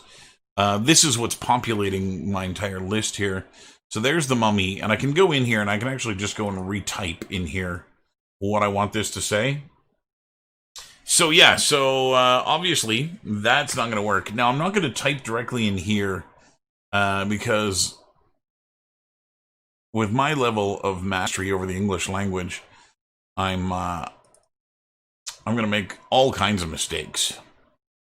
And so I've been using Microsoft Word to identify my mistakes.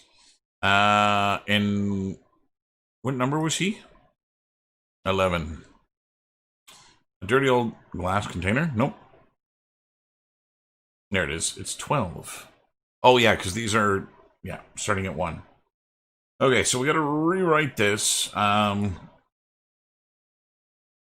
recognize this immediately, and for a second you ponder using it. Not if you could find a toilet. You ponder using it, space, if only that toilet was right side up. Upon closer inspection, that's not going to work. Why is this thing so clean? Question mark. Maybe you should hold on to it. Okay.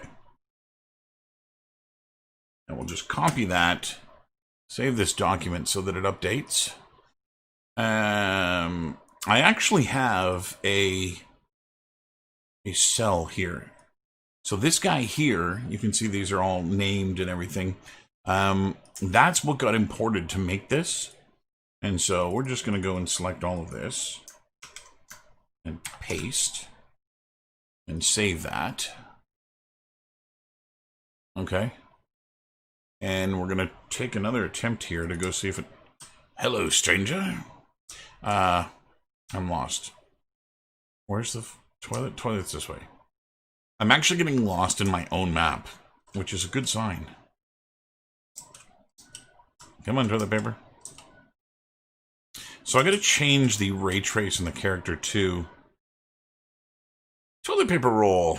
You recognize this immediately, and for a second you ponder using it. If only you can find a toilet. Okay, so that is coming from... That's my structure. Here. So I gotta... It's still in my checklist. So we go down and we find the right creature. The mummy.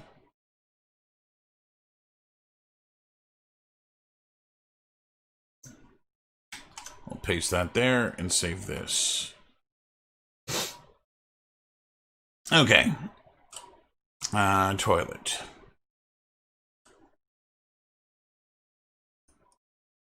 Toilet paper. You recognize this immediately, and for a second you ponder using it. If you could find... What? That's not right at all.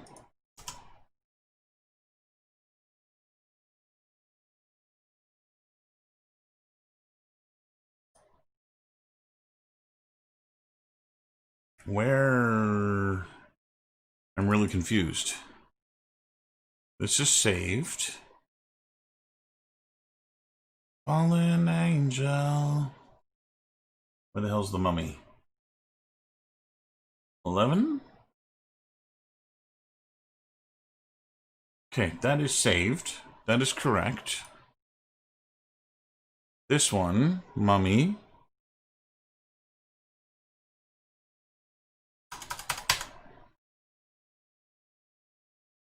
That one's correct. I don't know why the number 12 showed up. The number 12 is here too. Fallen angel.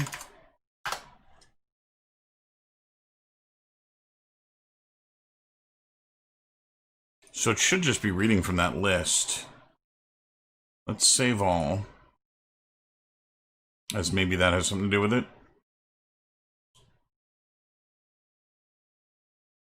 Yeah, it's very bizarre. Well, that's even more bizarre.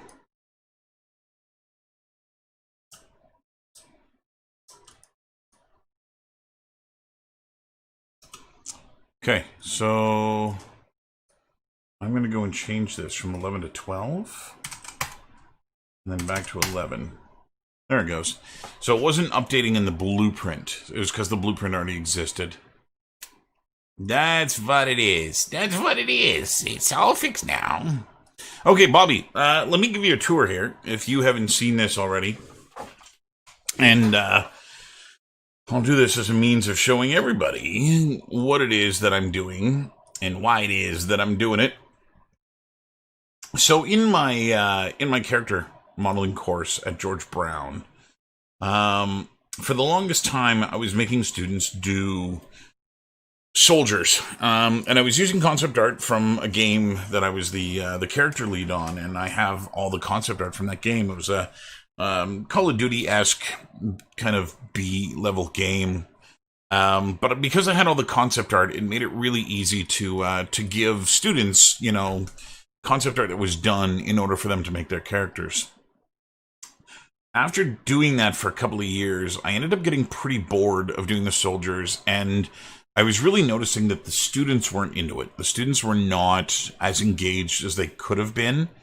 And I wanted to kind of kick things up a notch in terms of the interest in working on these characters from students. And so I started building a little game to play and changing the way that I was going to do this. So I decided what I was going to do was, instead of doing characters for this game, or for the soldier game, what I was going to do instead was I was going to make DLC for a game that already existed. No, we weren't making like legitimate DLC. It was just like in class work. It was just fun work. But being that there was an actual game behind what we were doing, I thought it might be more fun for the students to do. And so, and I think I did this around the time that I was teaching you, Bobby. I made this roulette wheel in Unreal. And what I did was I decided we were going to make characters from, DLC characters from Injustice 2. Who doesn't love a good superhero or superhero game? And since Injustice 2 had just come out and it was really popular, I figured what we would do is we would build the Marvel DLC for Injustice 2. So all Marvel characters designed in a way that fits with the form language and the look of Injustice 2. And so I built this little roulette wheel. This was the game. As you can see, there's not a lot going on here. And let's go maximize this and I'll play it. And the way this worked is that at the beginning of class, week 1 of class, we would play this in class, and students would each get to drop a marble into the wheel, the old roulette wheel, and whatever character it ended up on, in this case Ultron, that's who the student had to work on for the 2 semesters. So they had to make 2 costume types, or 2 variants of, in this case, Ultron. Now, Ultron is now taken off the wheel. So you'll see that his little door is closed as it spins around, and everybody else is open. And so I can go and drop the next marble. And the next marble will go and find its home, eventually finding a character, Rocket Raccoon, and so on. So I would go through the entire class doing this. I really wanted to make sure that there was no overlap. And so when I did the Monday group and the Tuesday group came in, I actually set a save state. And so now all of the characters from Monday are taken, and the Tuesday group would go, and they weren't able to get any of the characters from Monday. And so Tuesday class would go, they'd go and plop their wheel, and then, you know, end up with Doctor Strange, or so on. Now, one of the things that I was very cognizant of was that almost everybody in this wheel, other than maybe Rocket Raccoon, is Caucasian. And that was something that was pretty troubling to me. I didn't want it to appear like I was making the students make white people. You know, all of the schools in Toronto, it's very multicultural. I think Toronto is the most multicultural city in the Americas. And so I didn't want anybody to feel bad about having to do one of these characters. And so I decided in that since we were doing the Injustice 2 version of these characters, they weren't going to be MCU versions, that the students would be able to imbue the characters with their own ethnicity. So, you know, some examples were Reina, who's watching now, who is of Korean descent, I believe. If I'm mistaken, Reina, I'm sorry. But I thought Reina's character would be really, really good. She got the Black Cat. And the Black Cat is a character that being Korean doesn't actually change who that character is. And I thought it would have been a step up. And I gave this opportunity to everybody in the class. I said, listen, imbue them with your own ethnicity if you like. You know, it's a really nice way of diversifying this universe in a way that it's not diverse right now. And so I gave the students the option to do that. And the problem that I had, what is going on? Well, let's get out of here. The problem that I had with that was that of all the students, of the 50 students, I had 2 classes of 25, one single student changed their character's ethnicity. And that student got Kamala Khan, Miss Marvel, the Muslim version of Miss Marvel. And that student was Caucasian. And she opted to make the Caucasian version of Miss Marvel. And so I didn't think it was possible, but this group of students managed to make the Marvel Universe even wider. You got it, brother. Let's do it. There are only male, Brandon, worth noting, there are only male characters in this wheel. I do have a separate wheel for female characters. Do you want male or do you want female?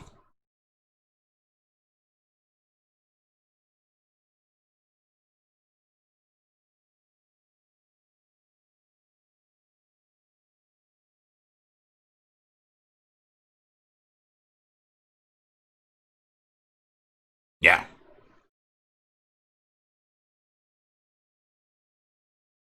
You guys are a few moments behind me, so I asked Brandon a question. I gotta wait for the answer to come up. Either or. Okay, we'll go male.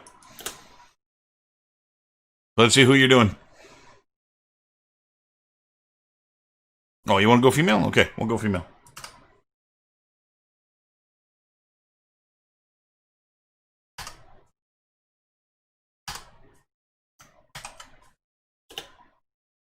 There are not 50 female characters here because I always had fewer female students than male. There are only 25. Ooh, Nebula.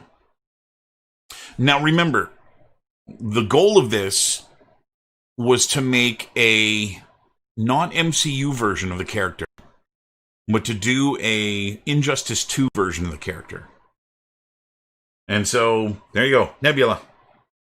Do with that as you will. Oh, there's some errors in this one. Anyway, get out of here. So I did that, Bobby, and it was good. I mean, it worked. It was really, really nice. But again, I ended up with a whole slew of white people at the end of it. And when the school has like their end of year show, and they're like, "Hey, Topher, can you show us some characters that you made the students do?" And I'm like, "Yeah, look, they're all Caucasian." It doesn't look so good. Even though I gave them the opportunity, I let them go beyond the confines of that.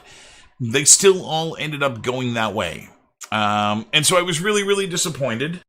And I needed to find a way around it. I needed to defeat that in the students. And so I started working on the character selection game 2.0. Now, character selection game 2.0, I'm going to have to turn my audio down because I'm going to deafen myself here when I do this. So character selection game 2.0 was designed around the fact that I needed students to make characters who weren't Caucasian. So what I did is I started playing around with an idea that I had called Gumball. And Gumball was this, here's 2.0. Now you're going to notice that roulette was at a certain level of quality. And when we get into Gumball, you're going to notice that the quality steps up a little bit. I put a little bit more time into this one. And in the end, it was a lot more fun. So again, the whole point of this one was just to defeat the fact that students were all picking Caucasians. So in this game, you have no choice but to do someone from a different land. We did Overwatch characters. So again, 3D sculpting, organic modeling, character selection game. This is version 2.0. So I press enter. Still deafening me. And what you have here is now a Plinko board with a pneumatic arm and a magnet on the right. And down at the bottom of the Plinko board, you're going to see 5 little screens that are rotating. And they are changing through various nations' flags. Each of the 50 nations present at the time of the creation of this object were not part of Overwatch. And so what I did was I made this game where students would get to make Overwatch characters. And so the way this worked is I could hit spacebar, the little pneumatic arm would grab a disc, pop it in the Plinko board, it would go do its thing, end up grabbing one of the nation's flags, and you can see on the back of the coin, we get the class. So in this case, student A is doing a female tank from Croatia. The camera backs out, and we're ready for student 2. The wheel starts spinning again. And so we can spin again. And do this again. Now, I really liked this one, and I spent a lot of time getting this. Ooh, I think that's Zimbabwe. Support. Kenya. Female support from Kenya. I spent a lot of time on this one, and the big problem that I had with this is that while we were doing this in class, and remember that I would put this on the projector, I'd put it on the board, so it was running on my machine. While we were doing that, while I had this up on the board and running, I wasn't able to go in and type anywhere in a notepad or anything what the students were rolling. And so that was the big problem that I had with that one, is that there was no way for me to keep track of what students were getting, what they were rolling. And so, again, I found myself at a point where I was like, okay, this system's good, but it's not great. I can do better. So enter character selection game version 3.0, the one you're looking at now. And this game was meant to take all of the lessons learned from the first 2 and, again, kind of kick it up a notch in that it's a little bit further fleshed out. And so the way this one works, let me turn on my audio here so you can see this or hear this too. So the way this one works is that when it loads, the main UI is going to ask you for your name, which you can type in, and then you type in your email address at the school. It should be, Brandon. Yep, absolutely. So once you've entered appropriate credentials, the play button will appear. And when you hit play, you're going to spawn somewhere randomly in the basement. And the idea here is the basement's going to be completely cluttered with garbage and nonsense all over the place. And the idea is that students aren't going to be given any directions. The only thing that they're going to be told is that they need to play the game. So students are going to then be able to walk around and kind of go and investigate the basement. Now, right now I'm still using White Robot Man here from Epic, but this is going to be a young boy walking around. And the idea is that they're going to kind of go explore around and check out the basement, and they're going to come across various assets that when they get near them will get highlighted, indicating that there is something special about this mesh. Now, I'm going to actually put a little bit of dialogue on the screen that says left click to interact when you highlight one of these things. And so, for instance, here on the wall, we found a calendar. And if I click on the calendar, it brings up this little interface that says calendar. Looks like this is your typical run-of-the-mill Gregorian calendar. The date says 1980 and a day is circled. Looks like May 9th. I'm not sure what's so important about it. And the idea is that this is a totem for some creature slash monster that the students are going to end up working on for the duration of the year, or the 2 semesters that I have them. And so the idea is that there's supposed to be clues to what the creatures slash monsters are in what the totems are, but I don't want them to be obvious because I don't want the students to just get free reign and pick what they want. When they find a totem and they get it on screen like this, they are given 2 options. You can see they can go and interact with this thing, and they can go and look at it from various angles. You know, there might be more clues to what the totem is going to be giving away here if you weren't sure. Now, yeah, you've got it. It's Jason Voorhees. Not just because of the hockey mask, but May 9th, 1980 was the release date of the very first Friday the 13th. And in fact, you can see that May has been ripped away or burnt away, and underneath it is Friday the 13th in June. And so yes, this would lead you to working on not specifically Jason Voorhees, but a supernatural murderer like Jason Voorhees. So someone who can't be killed, or when he is killed will return from the dead. And so you can put that back, and I've got all manner of little things like that across here. As a movie buff, Bobby, you'd get a kick out of most of these things. So for instance, there's this one. Looks like an old movie prop. Well, it has to be. No one would ever wear this in real life. I guess maybe you could wear it for Halloween. So this one, obviously, with the Halloween name and the fact that it says Wayne's World, is an indication that this is Michael Myers.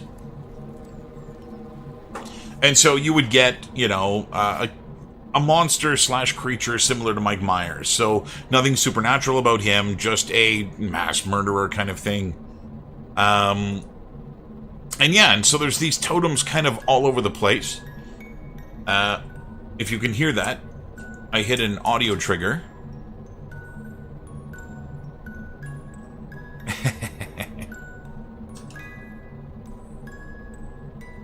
So I get this little jack-in-the-box audio trigger here that went off. I've actually got several sounds that are all at random when you find them. That turns out, out of all things, to play the exact same random sound. But yeah, there's totems all over the place. Here's another one here. Let's see if you get this one, Bobby. It's some kind of ancient coin. Looks Anglo-Saxon, maybe circa AD 700 to 1000. What was that old poem you remember from that time? Probably unimportant.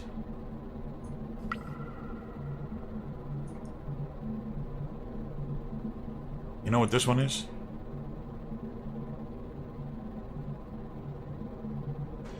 This one's a little harder to nail down if you're not as fluent in some storytelling circles. But what you're looking at here, Anglo-Saxon 700 to 1000, and a poem from that time. The poem from that time is called Beowulf, and the creature slash enemy in that, yeah, you're talking Grendel. And so here you'd be doing Grendel. And then yeah, he alluded to the red balloon at the back here.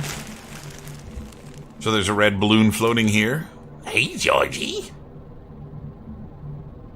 This perfect-looking helium balloon was probably left behind by some child. Though what a child was doing in a place like this is another matter altogether. Come to think of it, why the balloon doesn't rise or sink is not sitting well with you. And so, yeah, and so there's a balloon. So you would be doing supernatural clown, or not even supernatural, just clown killer type thing. And so anyway, there are little totems all over the place. You know, some are a little bit more obvious what they are. There's a clove of garlic, obviously for a vampire, and you saw me working on the toilet paper for the mummy. Let's hear if we can hear the audio cue of this. That's some snarling. One of them is my daughter laughing, and it is the creepiest thing that's in this whole game. Goddamn. Bing again. Anyway, the idea now is to fill up the thing, and And the idea is that when somebody comes across a totem, like there's another little pink one up here. So when somebody comes across a totem, like this one, wad of gum. In the latest of a series of terrible ideas, you decided you would handle what is obviously a wad of chewed up bubblegum. You know, this was in someone's mouth, right? Like, someone other than you? That's gross. Now, when they have an object selected, I have 50 totems, 50, that I'm making in total.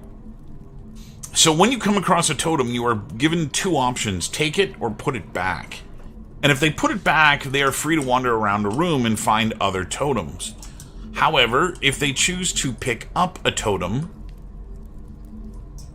like let's grab Jason Voorhees here, and I hit take, what's going to happen is it fades to black and the camera falls to the ground, and we're going to be looking at a corner of the room where the little boy character is going to be standing in the corner, very Blair Witch-like, and he's just going to start to turn around and peer over his shoulder, and then the game is going to quit.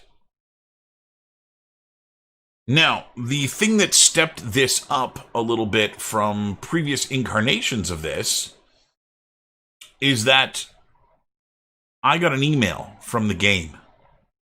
This email says, a selection has been made. Tover, you have picked up the calendar.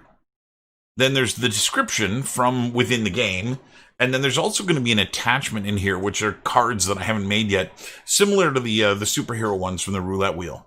So it's going to show you a picture of Jason Voorhees, and it'll explain that you're doing a supernatural murderer who goes after teens. You know, something in the vein of Jason.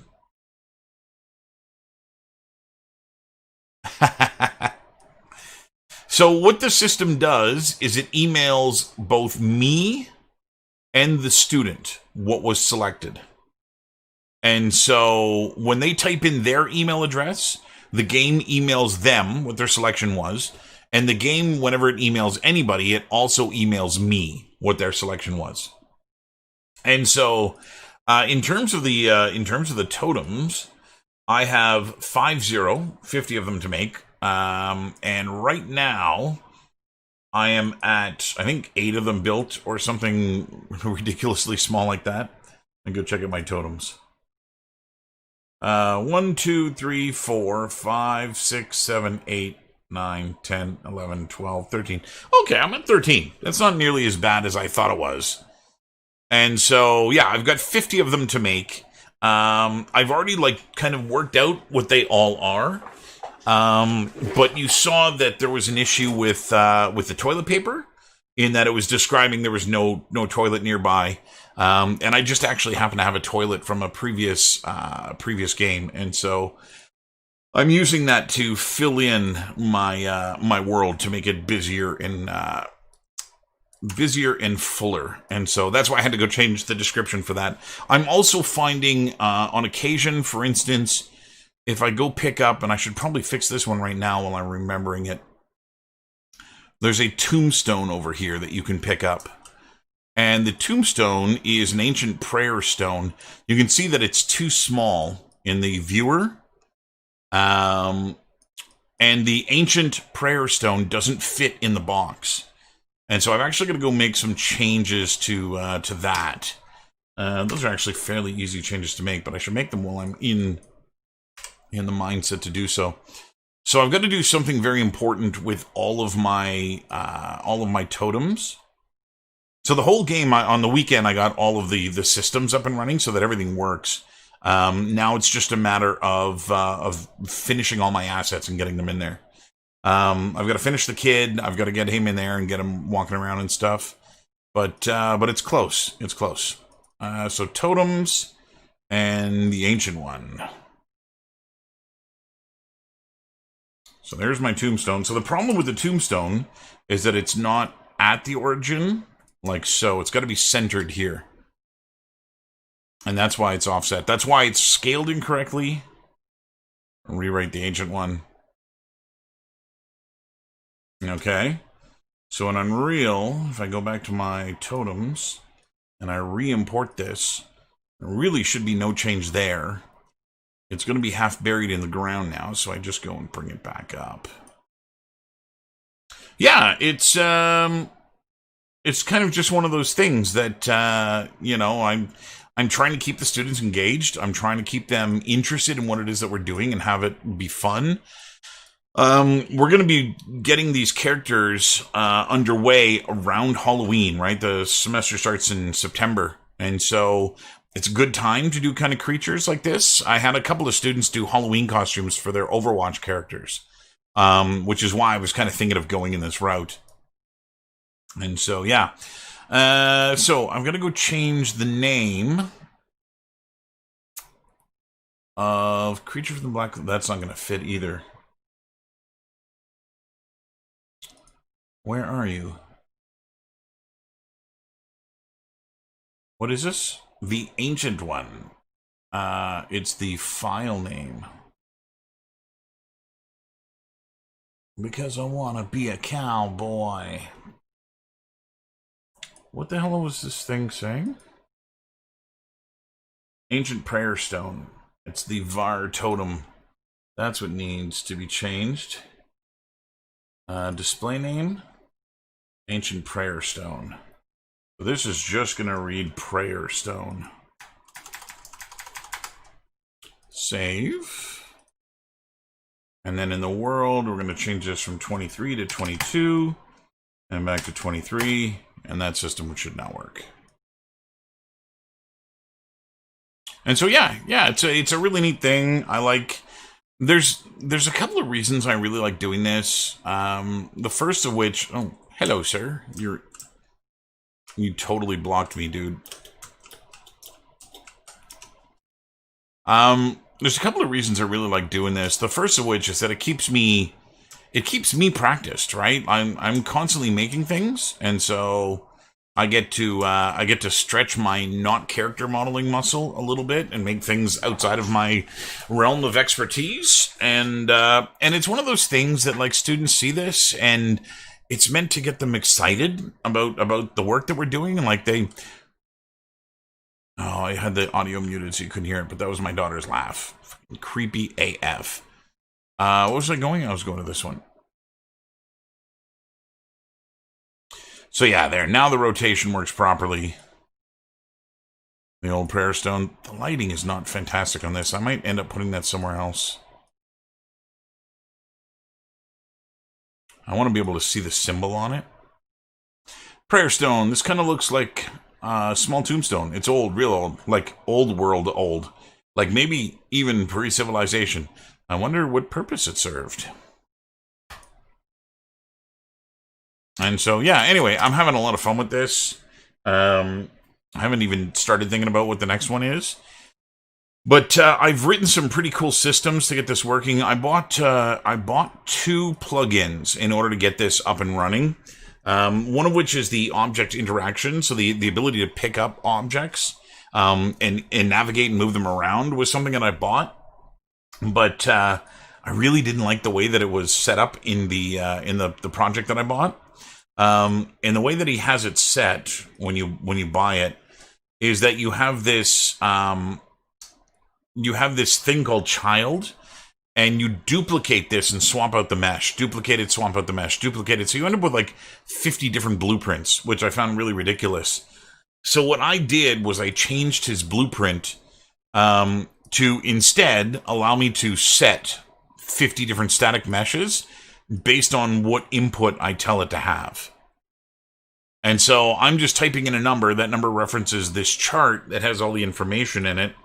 And then, you know, when I grab one of these things and I change the number, it allows me to then go change what creature it is. So, for instance, you've got your facehugger pod. This is for a xenomorph. I'm actually going to bring this one up a little bit. It's a little hard to select on the ground there. And so I'm going to move it over here. Actually, this one might look good on the floor. Yeah. So I think what I'm going to do is I'm going to put this on the floor and I'm going to put some cobwebs around it to try and... Whoop, get back here. Try and make it look a little creepier. Let's put it over here. So I'm also trying to place them in areas that when you pick them up, the lighting is decent. Am I in the right world? Coming in the woods map. Yes. Good. Meshes. And so, yeah, Bobby, I know you haven't been here before, but I've been live streaming every single step of my making this, with the exception of a few things that I've done the weekend. For instance, the email setup. I didn't live stream that because I've got to be putting email passwords and stuff into the engine, and that's not something you're supposed to live stream, I hear. And so yeah, so I didn't live stream anything like that. But other than that, everything else is all been live streamed, and so it's giving me a point. It's getting me to a point where I can at the end show a lot of this stuff off as portfolio work and stuff. Yeah, man, it's a lot of fun, you know. It's a nice little project that I'm hoping will end up giving me the desired effect of having a bunch of students feel the same way about it, where they're like, "Oh man, that is so cool."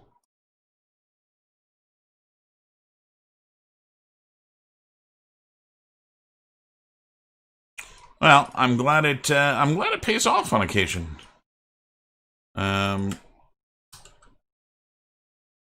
There are those of you who just get it on occasion and end up doing really well for yourselves. Yourself included in that group, my friend.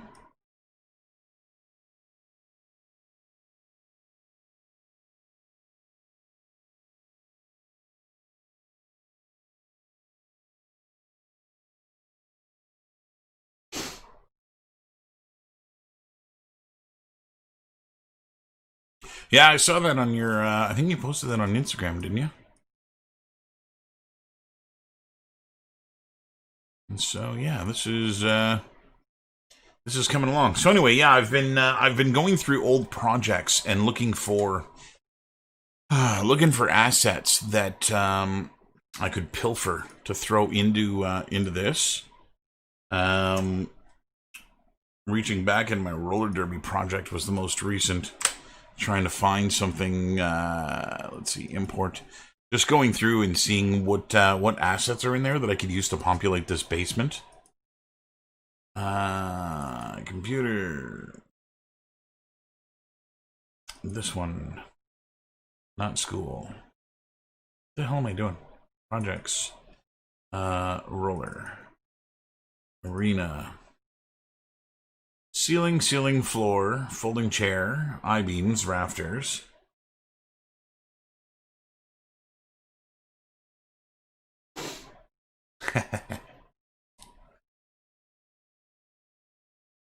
Ramp, scoreboard, tape.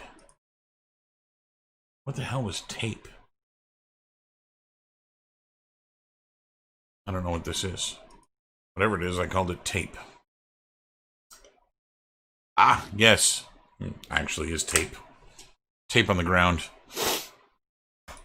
Okay, so I didn't see too much in there that I could use. That was just an arena.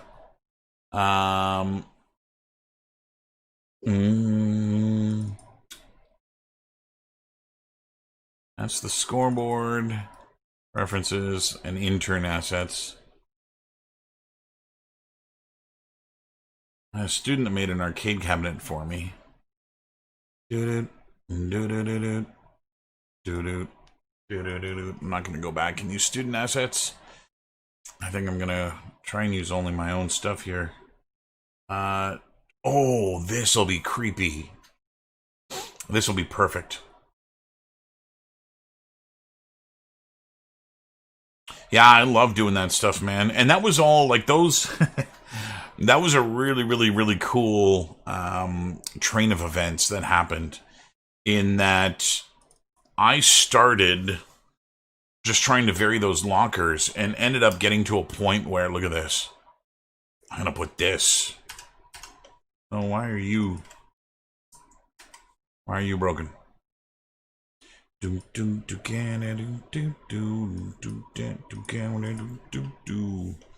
going to have to check the normal map on that. I made this for another project that I was doing a ways back. Actually, Brandon, you'd be interested in this one. It's an old big wheel that I made. I used to have one of these when I was a kid. And I was going to be testing out fabric on a leg as it moves. And this was going to be little kid Ghost Rider.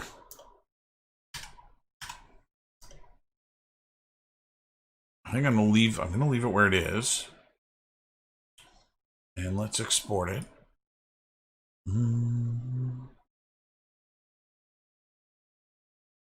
If you ever want to do a character, I got one I think you could do well if you're up for a bit of a challenge. What is it, man? Which one? Do, do, do, do, do. Oh. I just had an idea. A terribly wonderful, evil idea.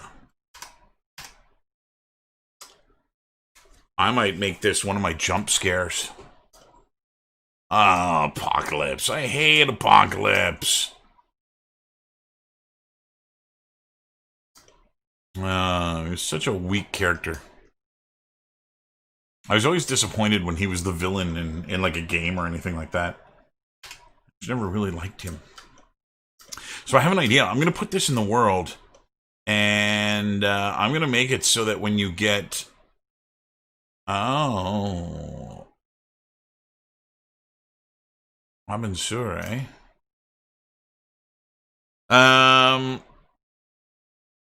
Sinister's better. So I might make it so that this thing's in the world, and when you walk near it, it actually just moves on its own. Which would be creepy as fuck. And beautiful. Okay, let me first see what I did texture-wise with this thing. Just I want to make sure it's textured. Projects.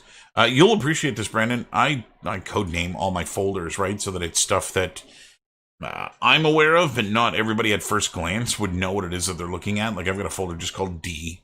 I've got a folder called Canada, Barbie, and things like that. And then they don't all contain all the things that you would think they contain. And for instance, the big wheel comes out of a folder called Catch, which is Danny Ketch, because this was meant to be Little Kid Ghost Rider. And I'm not doing Johnny fucking Blaze, because Nick Cage done fucked that up for all of us. Oh, my textures aren't in there.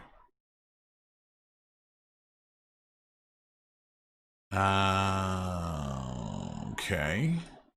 I'm going to delete these, because I don't need an extra 5 gigs of files.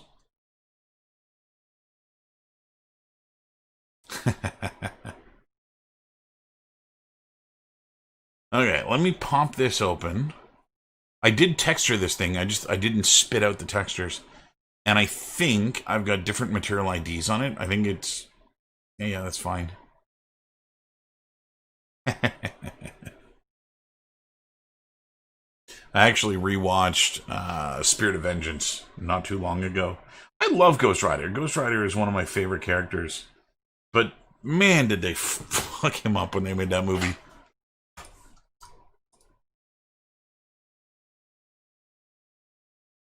Okay. So it is, as I remember, how many material IDs did I make? I did make 4. Okay, so this is going to be a little bit of an expensive asset, but I think it's going to be okay. All I've got to do is I've just got to go put some dirt on it so that it doesn't, I mean, this is going to be fluorescent yellow, red, and blue if I put it in like this. And so I'm going to have to go through my texture sets and add some dirt. We're going to start with the red, only because it's going to be most noticeable there. And I think what I'll do is I'll actually make a smart material out of my dirt. Actually, I might already have made a dirty smart material. And if that's the case, yeah, there it is there. I'm hoping this just gunges it up enough. Let's see what it looks like here. No, sir. I don't like it. I don't know what the fuck that's supposed to be, but it's not the kind of dirt I'm thinking of. Is there maybe another dirt in here?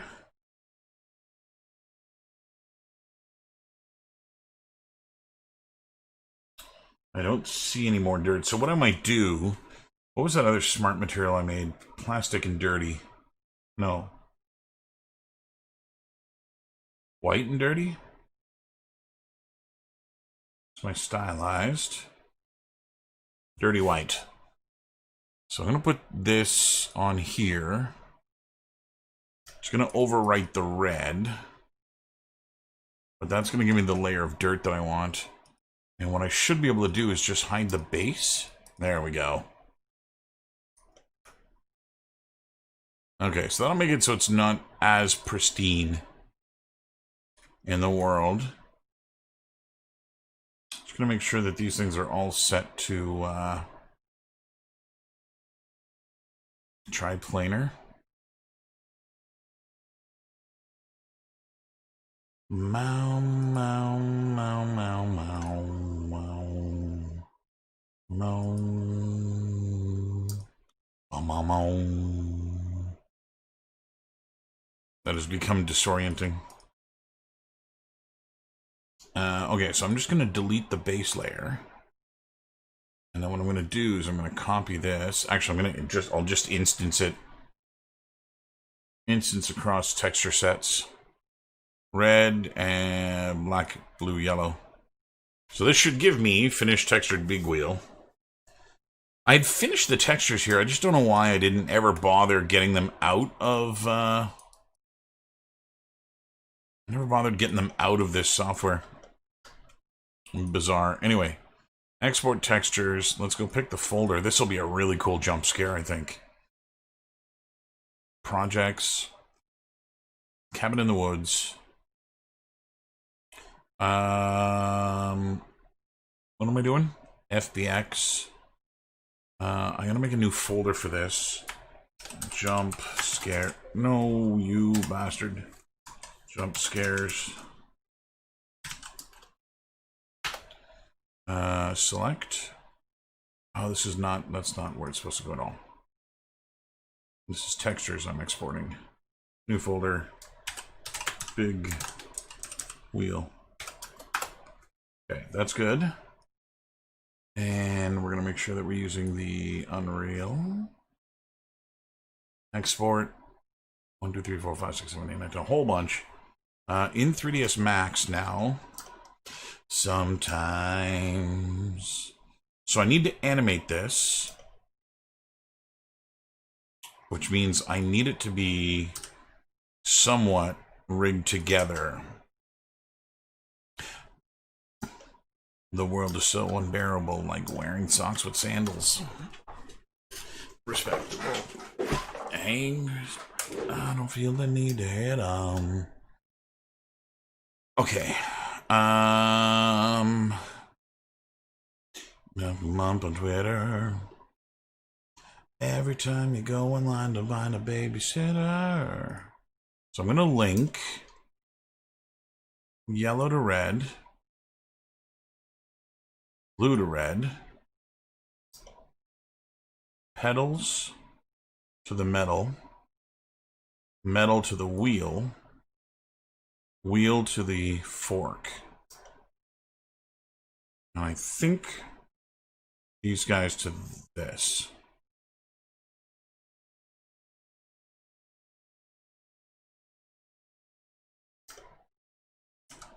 So this should turn the no.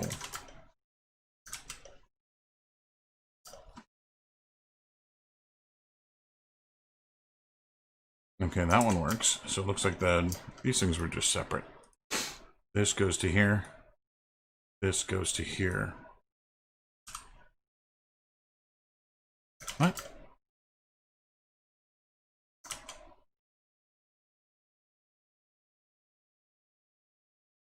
Goes to there. There we go. Okay. So I want to rig this. If I move this, does everything move? No. Oh, there's an axle in there. Think the world has gone officially insane. We'll do that. Stop and take the time to realize it's over. They'll hate you when they're older. Okay.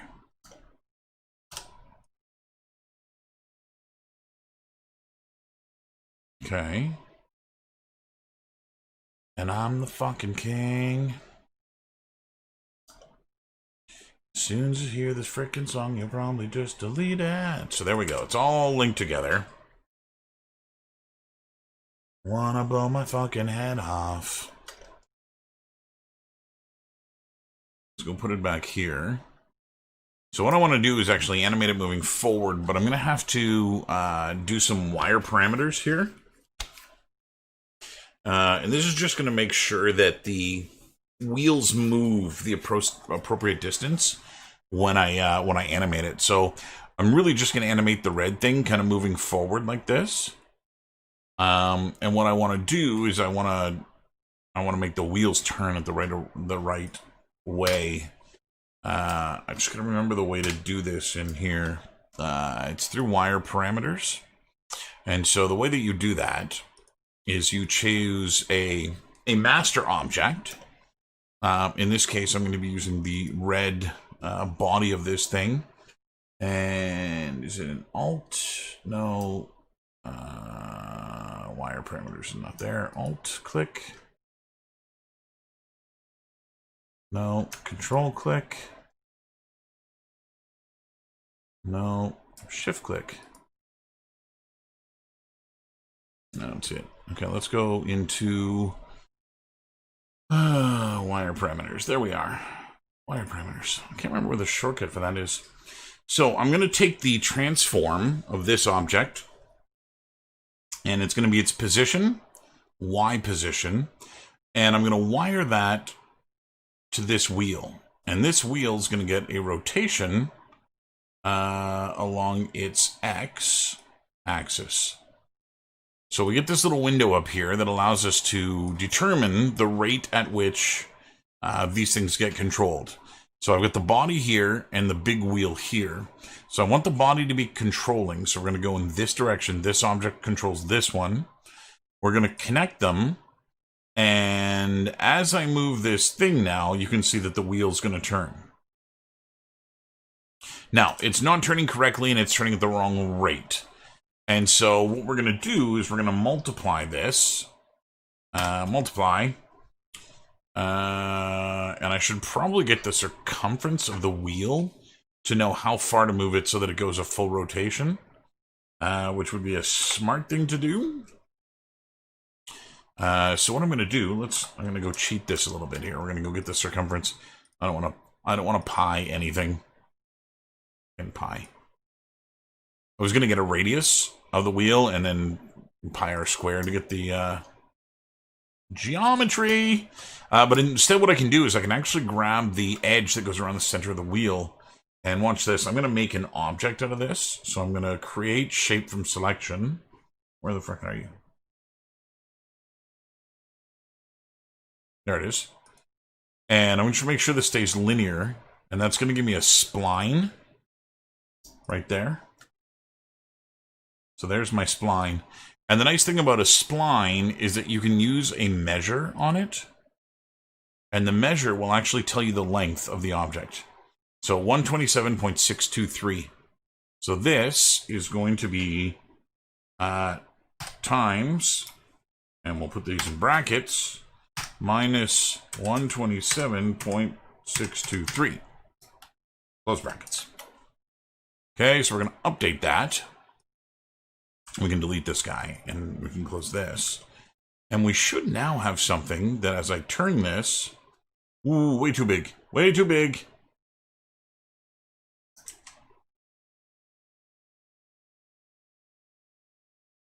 What? Y position, which is where this is.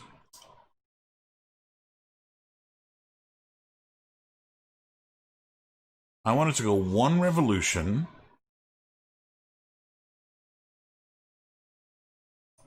That's why I'm not doing the math the right way. Let me see. I forget how to math this. Max wire parameters. Wheel rotating.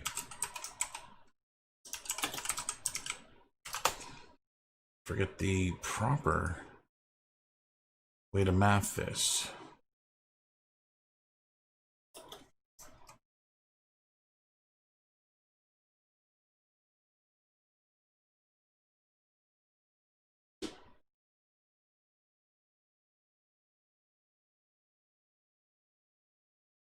Okay.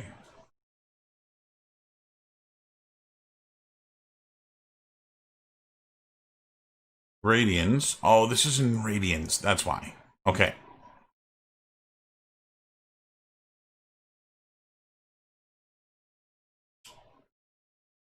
D over R.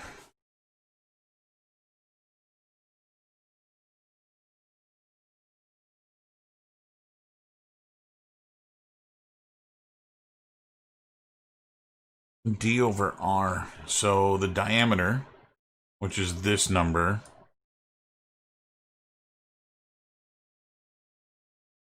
let's get rid of this. I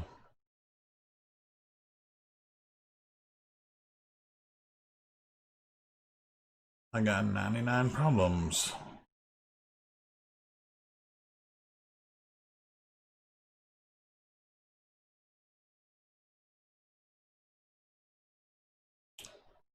I don't think that's right.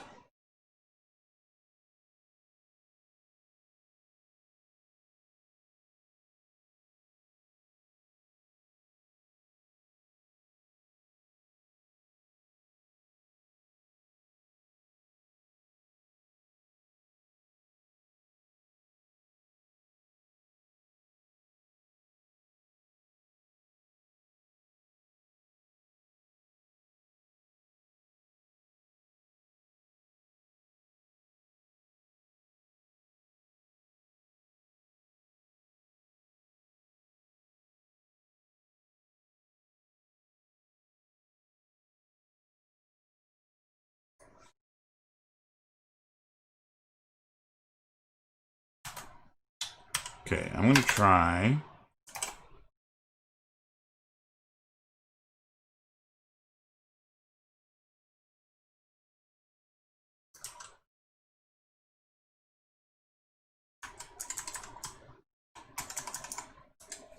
I gotta go negative because I got it pointing the wrong way.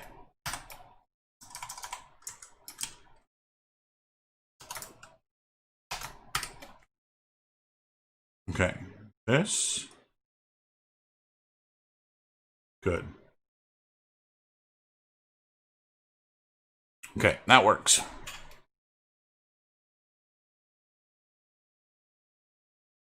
The next thing we're going to do is do the same thing here. Rear low, and this is going to be transformation, rotation, X rotation. And again, we're going to move it in the same direction here. And this is going to be times 0.1.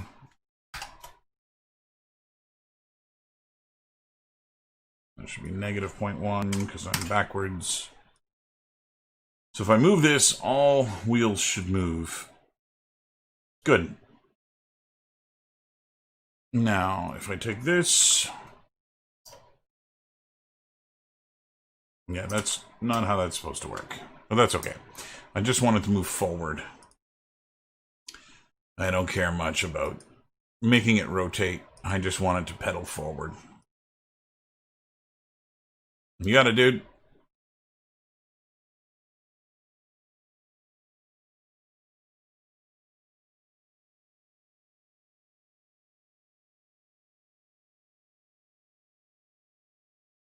I'm trying to get my chat back here. There we are. Okay. Oh, Bobby and Brandon are gone.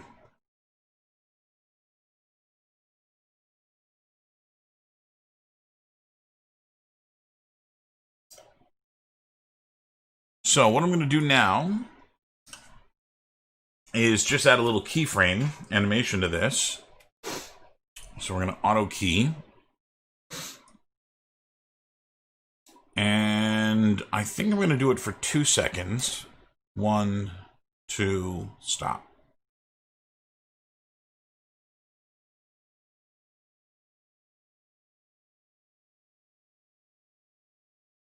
So I'm going to make it go maybe that far.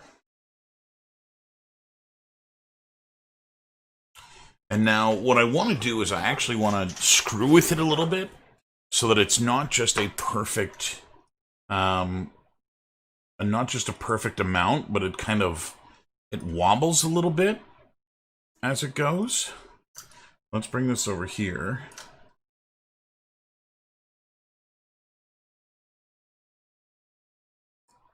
It's not bad. Let's go and look at the track view, curve editor.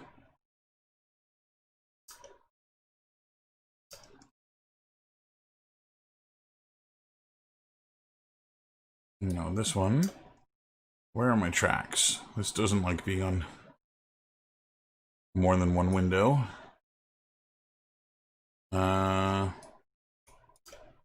There we are.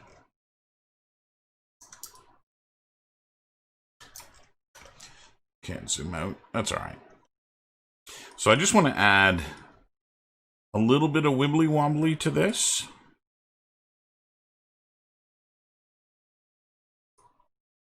Just so it doesn't go in a straight line, but more it kind of goes and sputters a little bit. The other thing is that I really want it to, after it hits this last point, I may move these forward a little bit.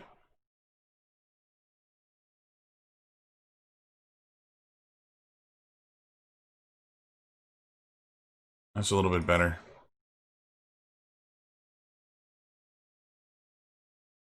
Okay. Being a low life.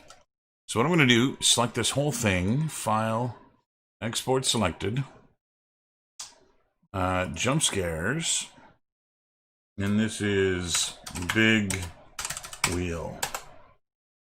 So we're going to make sure we get the animation out of here. Let's go to Unreal and see if we can set this up. So in here, I'm going to skeletal mesh folder.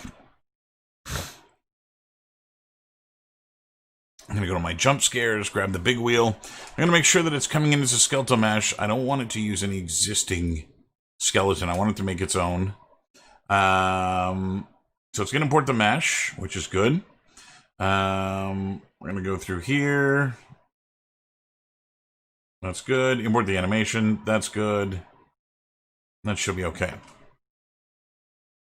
Couldn't find a bind pose. That's fine. So if I bring this into the world, and we say animation asset, and that's this guy, being a low life, that actually should be playing. Maybe it only plays in real time? I don't know where I put it.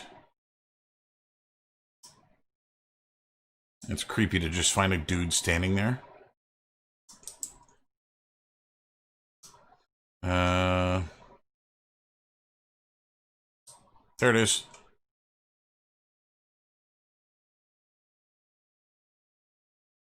Oh yeah, that's gonna be awesome.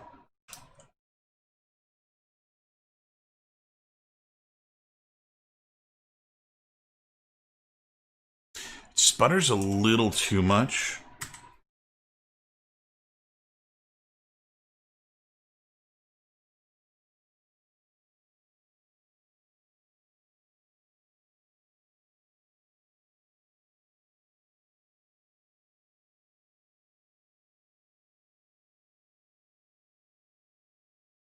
Let's try that. Gonna end up a big old pile of them bones. So I'll just re-export the whole thing again, but in Unreal, I'm just going to bring the animation back in. And we'll go test this out again here.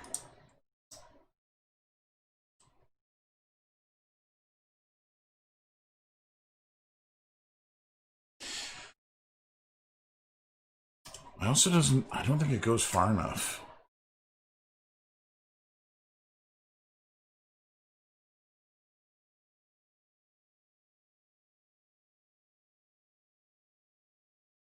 Yeah, I think here it's got to go further. Now I'm going to put my auto key on. You're going to start here.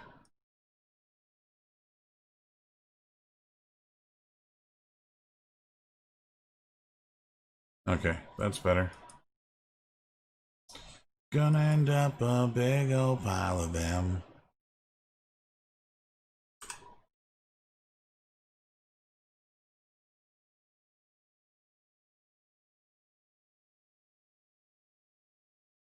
Move this down a little bit further.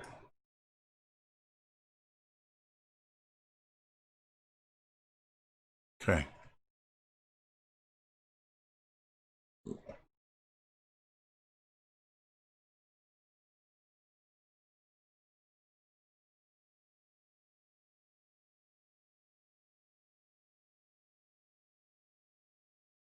Let's see what that looks like.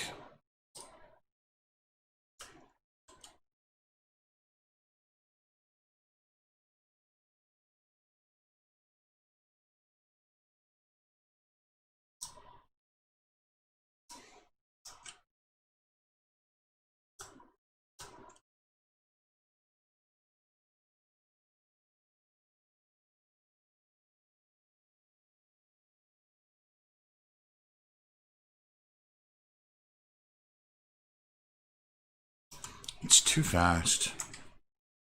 I think I'd be better off making it last longer.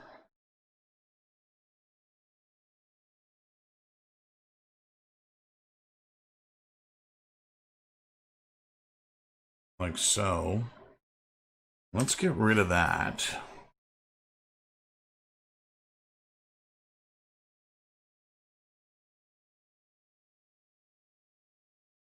Yeah, I want it to go longer so that it goes slower, because I still want it to cover a good distance. I'm going to go back into my graph editor here, and I'm going to try and really push the easing in and easing out.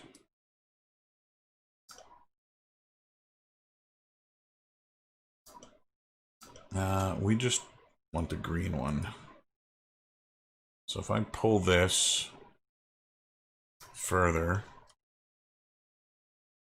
and pull this one further, that might...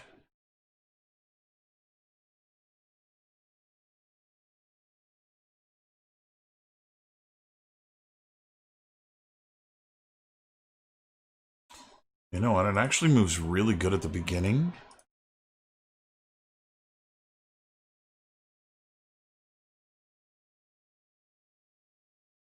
Going really nice and slow there. It then just really speeds up.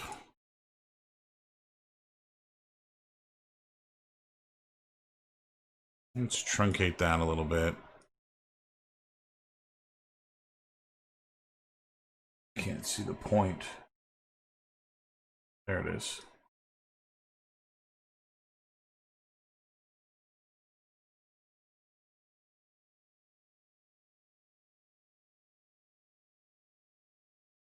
Okay, I think that'll work.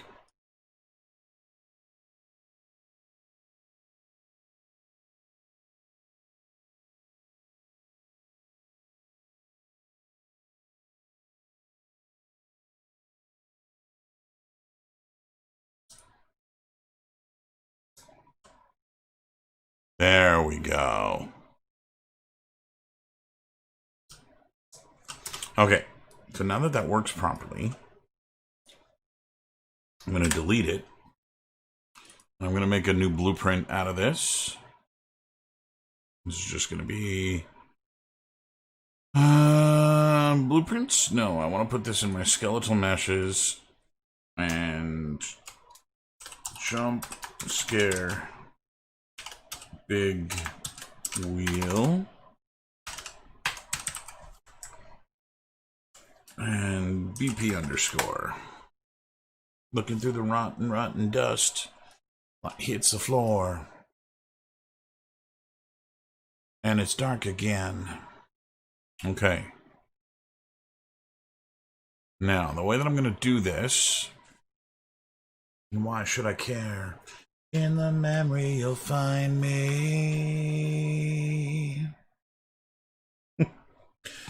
I got an email that says your fate. A selection has been made. So we're going to add a sphere.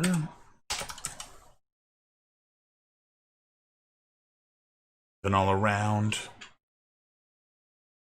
And perpetual sound. Chain liquid concrete, a little piece of paper with a picture drawn, floats on down the wind till the wind is gone, and the memory now is like the paper was then. It can't be perfect again. Okay, let's scale this out. And we're going to move it behind the thing a little bit. So I only want this to happen when the player is behind the big wheel. I don't want it to happen when the player's in front, because I don't want the big wheel to drive through the player. So it should only happen when the player goes through here. So, compile this. And I'm going to say on begin overlap. And overlap other actor. This one. Let's see. Get all actors of class. I'm going to do player, controller,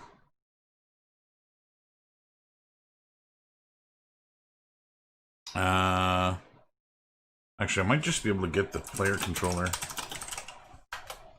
That'll work easier. Let's do that. So we're going to come out of here and we're going to branch, and let's make sure that the thing that hit this nope.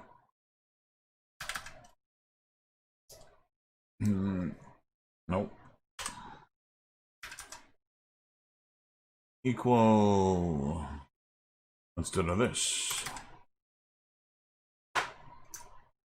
So let's make sure that whatever hit the collision is the player. Until the sun. Skeletal mesh. Let's make sure that the animation is using an asset. Big wheel. Don't loop. Don't play. Starting position 0. And we are going to now get the skeletal mesh. Play. Night. Okay. So the logic behind this should be that when the sphere gets bumped into by something that is a player, it should then play the animation. So we're going to play that. We're going to try this out here by putting this guy in here. Hey, Christian. How you doing, brother? You're a little late to the party, my friend. So the way that this should work... Come on, command console. Let's try this again. Ah.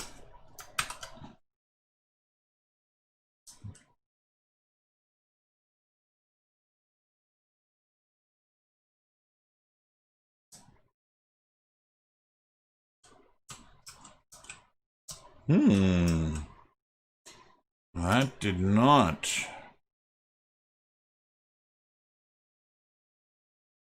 That did not do what it was meant to do. So let's make sure that this is actually happening.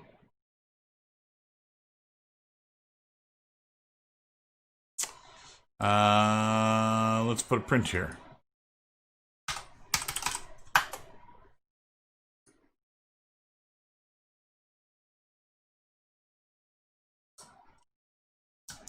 Wrong side of the map.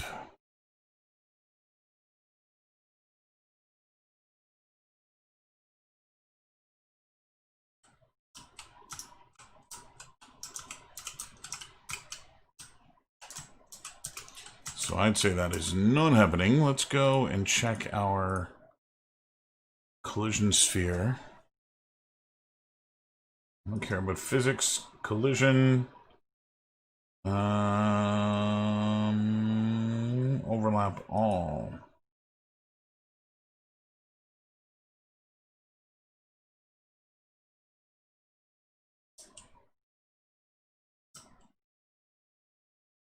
No, it's this way. I'm getting lost in my own basement. It does not look like it's happening. Let's just see if this is actually firing.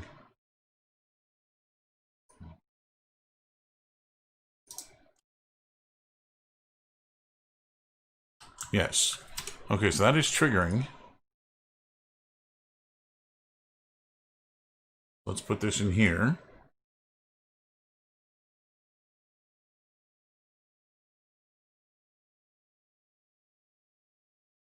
Oh, you know what? I don't have to check and see if it's the player.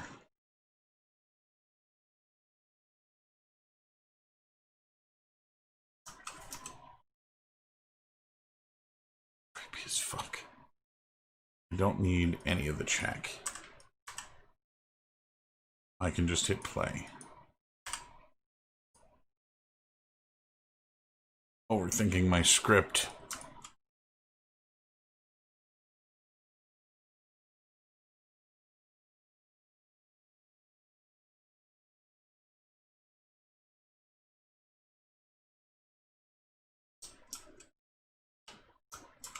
Beautiful. So the only other thing that I've got to do is put collision now on the big wheel.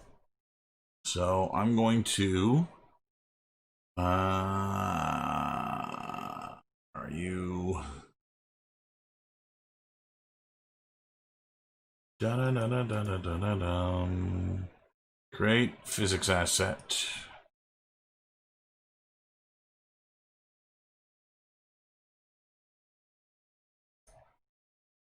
That should work. Let's take this. Make it wide enough that I don't accidentally walk through the tires or the handlebars.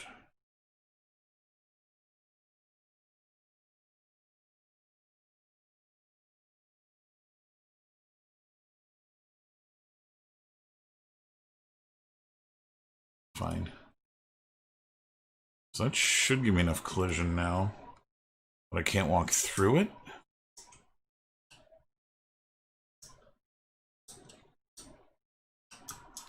Apparently I can still walk through it.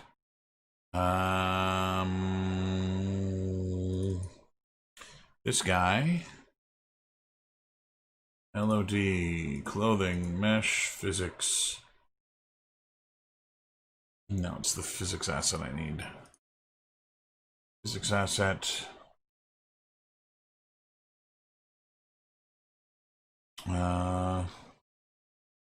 Need all of them.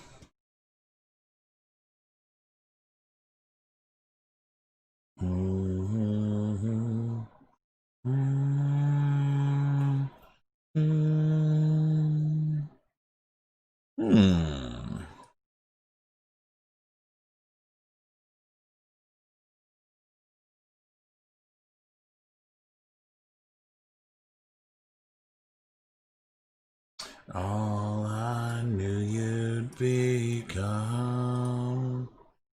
Let's go in the blueprint. Select the mesh here. Mesh, materials, clothing, physics, collision. There we are. Walk all. Knew it was around somewhere. Just had to find it. So I think...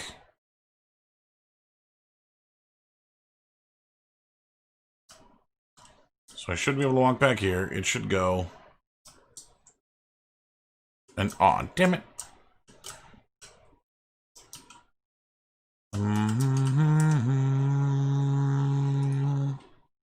Okay, let's close what I don't need open here. This. Block all.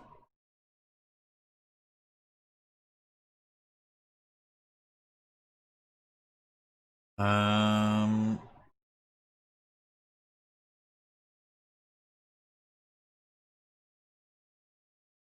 try blocking the character mesh. When I close my eyes.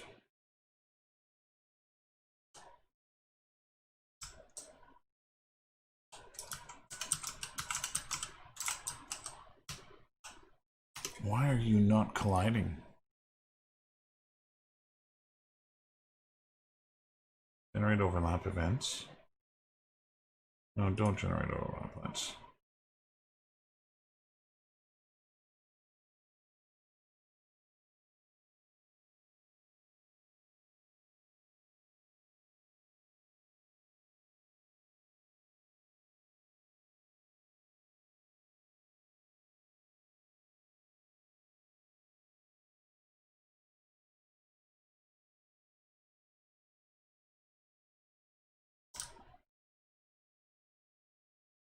Let's see what this does. I'm running out of steam here.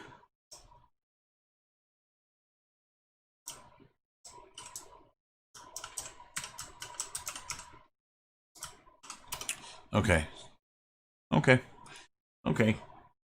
We're going to say no collision on the bike. But what I am going to do is add a box collision, which is parented to the bike.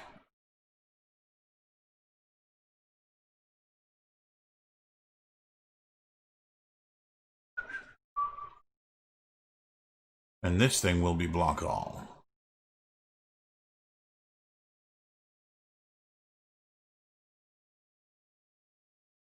Let's go and scale it up a little bit now.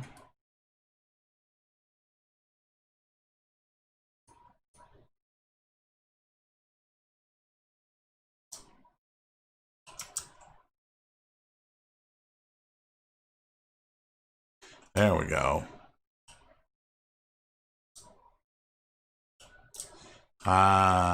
So the collision does not move this object. I thought you being parented would... No. Uh-huh.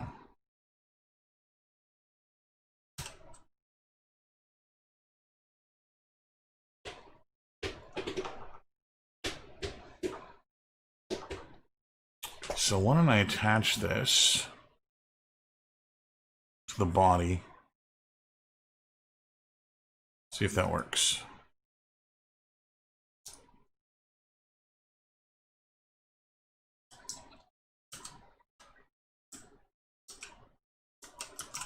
The collision's gone, and now the collision's there.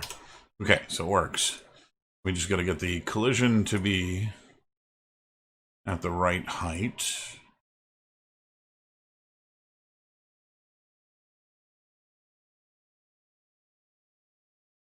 I think so.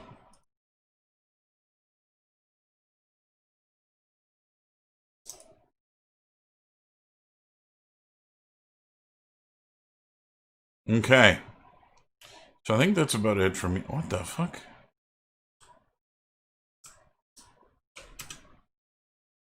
Did I not compile this? I compiled it.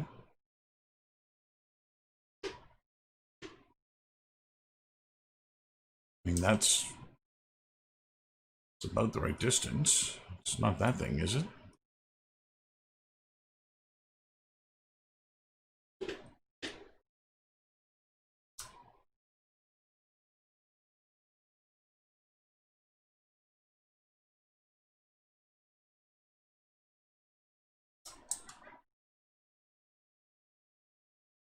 Why is it not on the ground? Because it's not on the ground.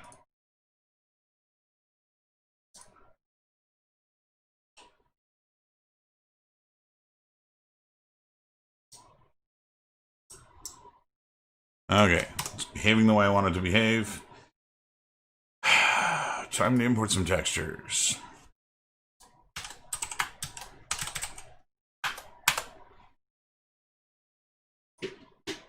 Help me believe. Nobody help me turn the side up. Yikes. These are loads of textures. These are all 4K too. I'm gonna have to nerf these. Way too big.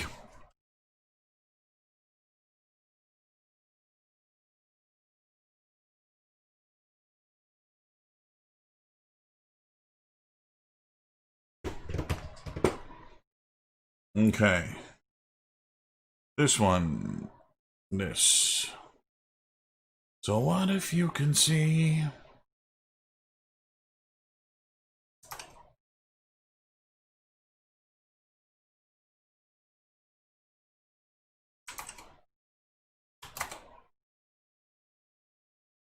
I'll do it this way. Okay, close that, close that, close that. 1,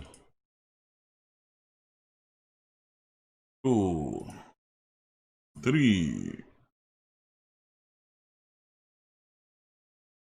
This is really terrible textile density. I'm going to have to bring these into Photoshop and resize them.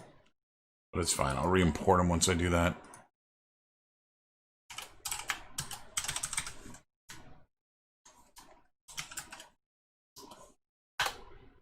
Okay. These two come as well. Normal. Ambient. Rough. Metallic. Parameter. Base color.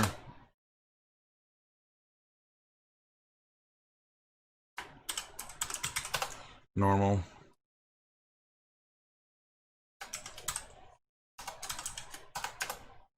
Arm. All right, that guy's good to go.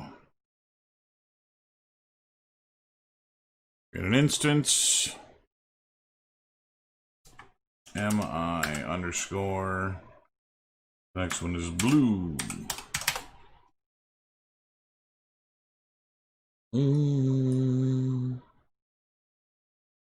Arm color. That. Blue. Blue.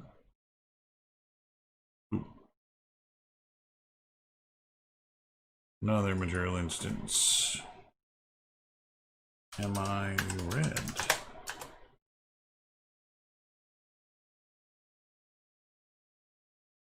Why are you so big? Jesus. I've got a Trans Am and prime paint. Alright, dude. Hasta luego.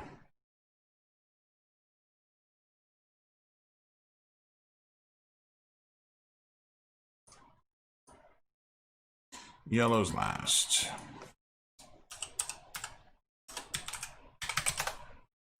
Count your cash, kiss my ass. I got 2 zigzags and you know I'll share. I'm everyone from nowhere. White trash.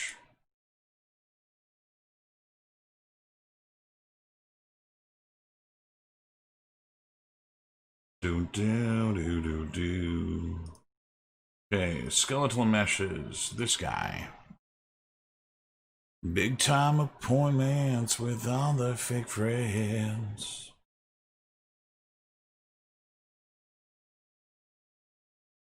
Okay, let's see if the names are present here, because that would make my life a little bit easier.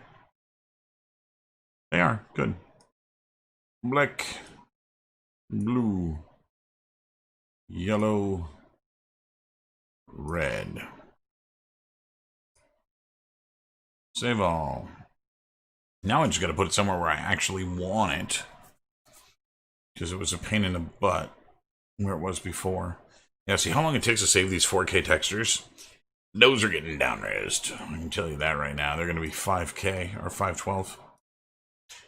Okay, so we got an old guy here. Do-do. Do-do. Do-do. Do them up high, front to back, back to front, front to back. Here we go. So where I want to put it is somewhere like this.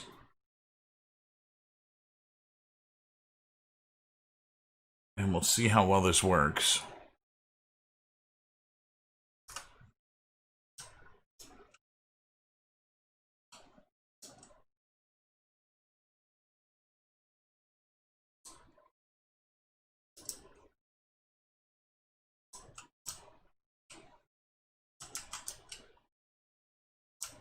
Cool, so then the only other thing that I need is some audio for it.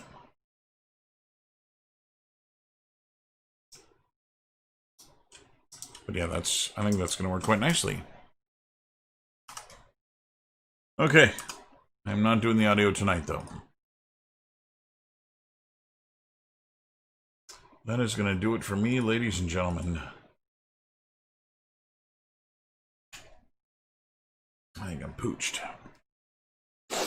So yeah, so I'll be back on tomorrow night, 8 o'clock, and I'm going to continue to plug away on this here, and see how far I can actually get this thing.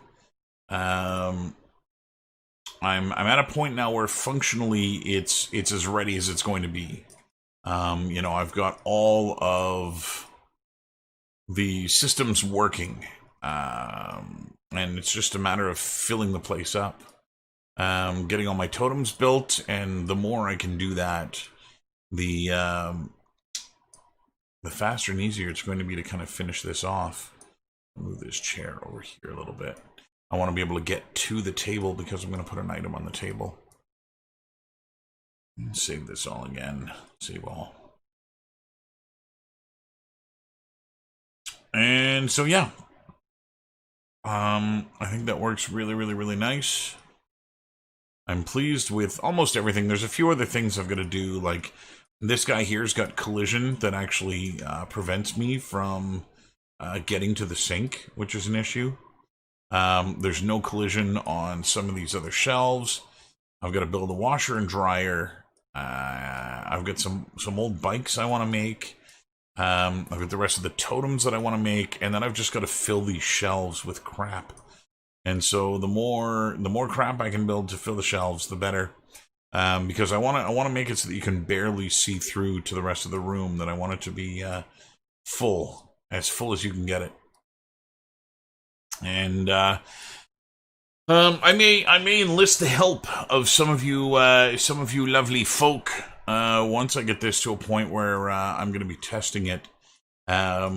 In that I need to see this running on other computers other than my own. And so what I might do is I might give you guys a copy of this to play with, so that you can tell me how it performs on your machines. I do have several computers here on which I will be testing it. But I think the broader the selection, the better. And so, yeah, that is all there is going to be for now. And so, thanks for watching and for hanging out. Remember to hit that like button. Remember to subscribe if you're not already subscribed, so that we can continue to keep pumping out some of these videos here for you. Once I get this entire system made, I'm going to make an ensemble video here where I take the grand total of videos that I've built, and I put them together into a shorter, more digestible chunk, as it were. And so you'll be able to watch that down the road as well. And so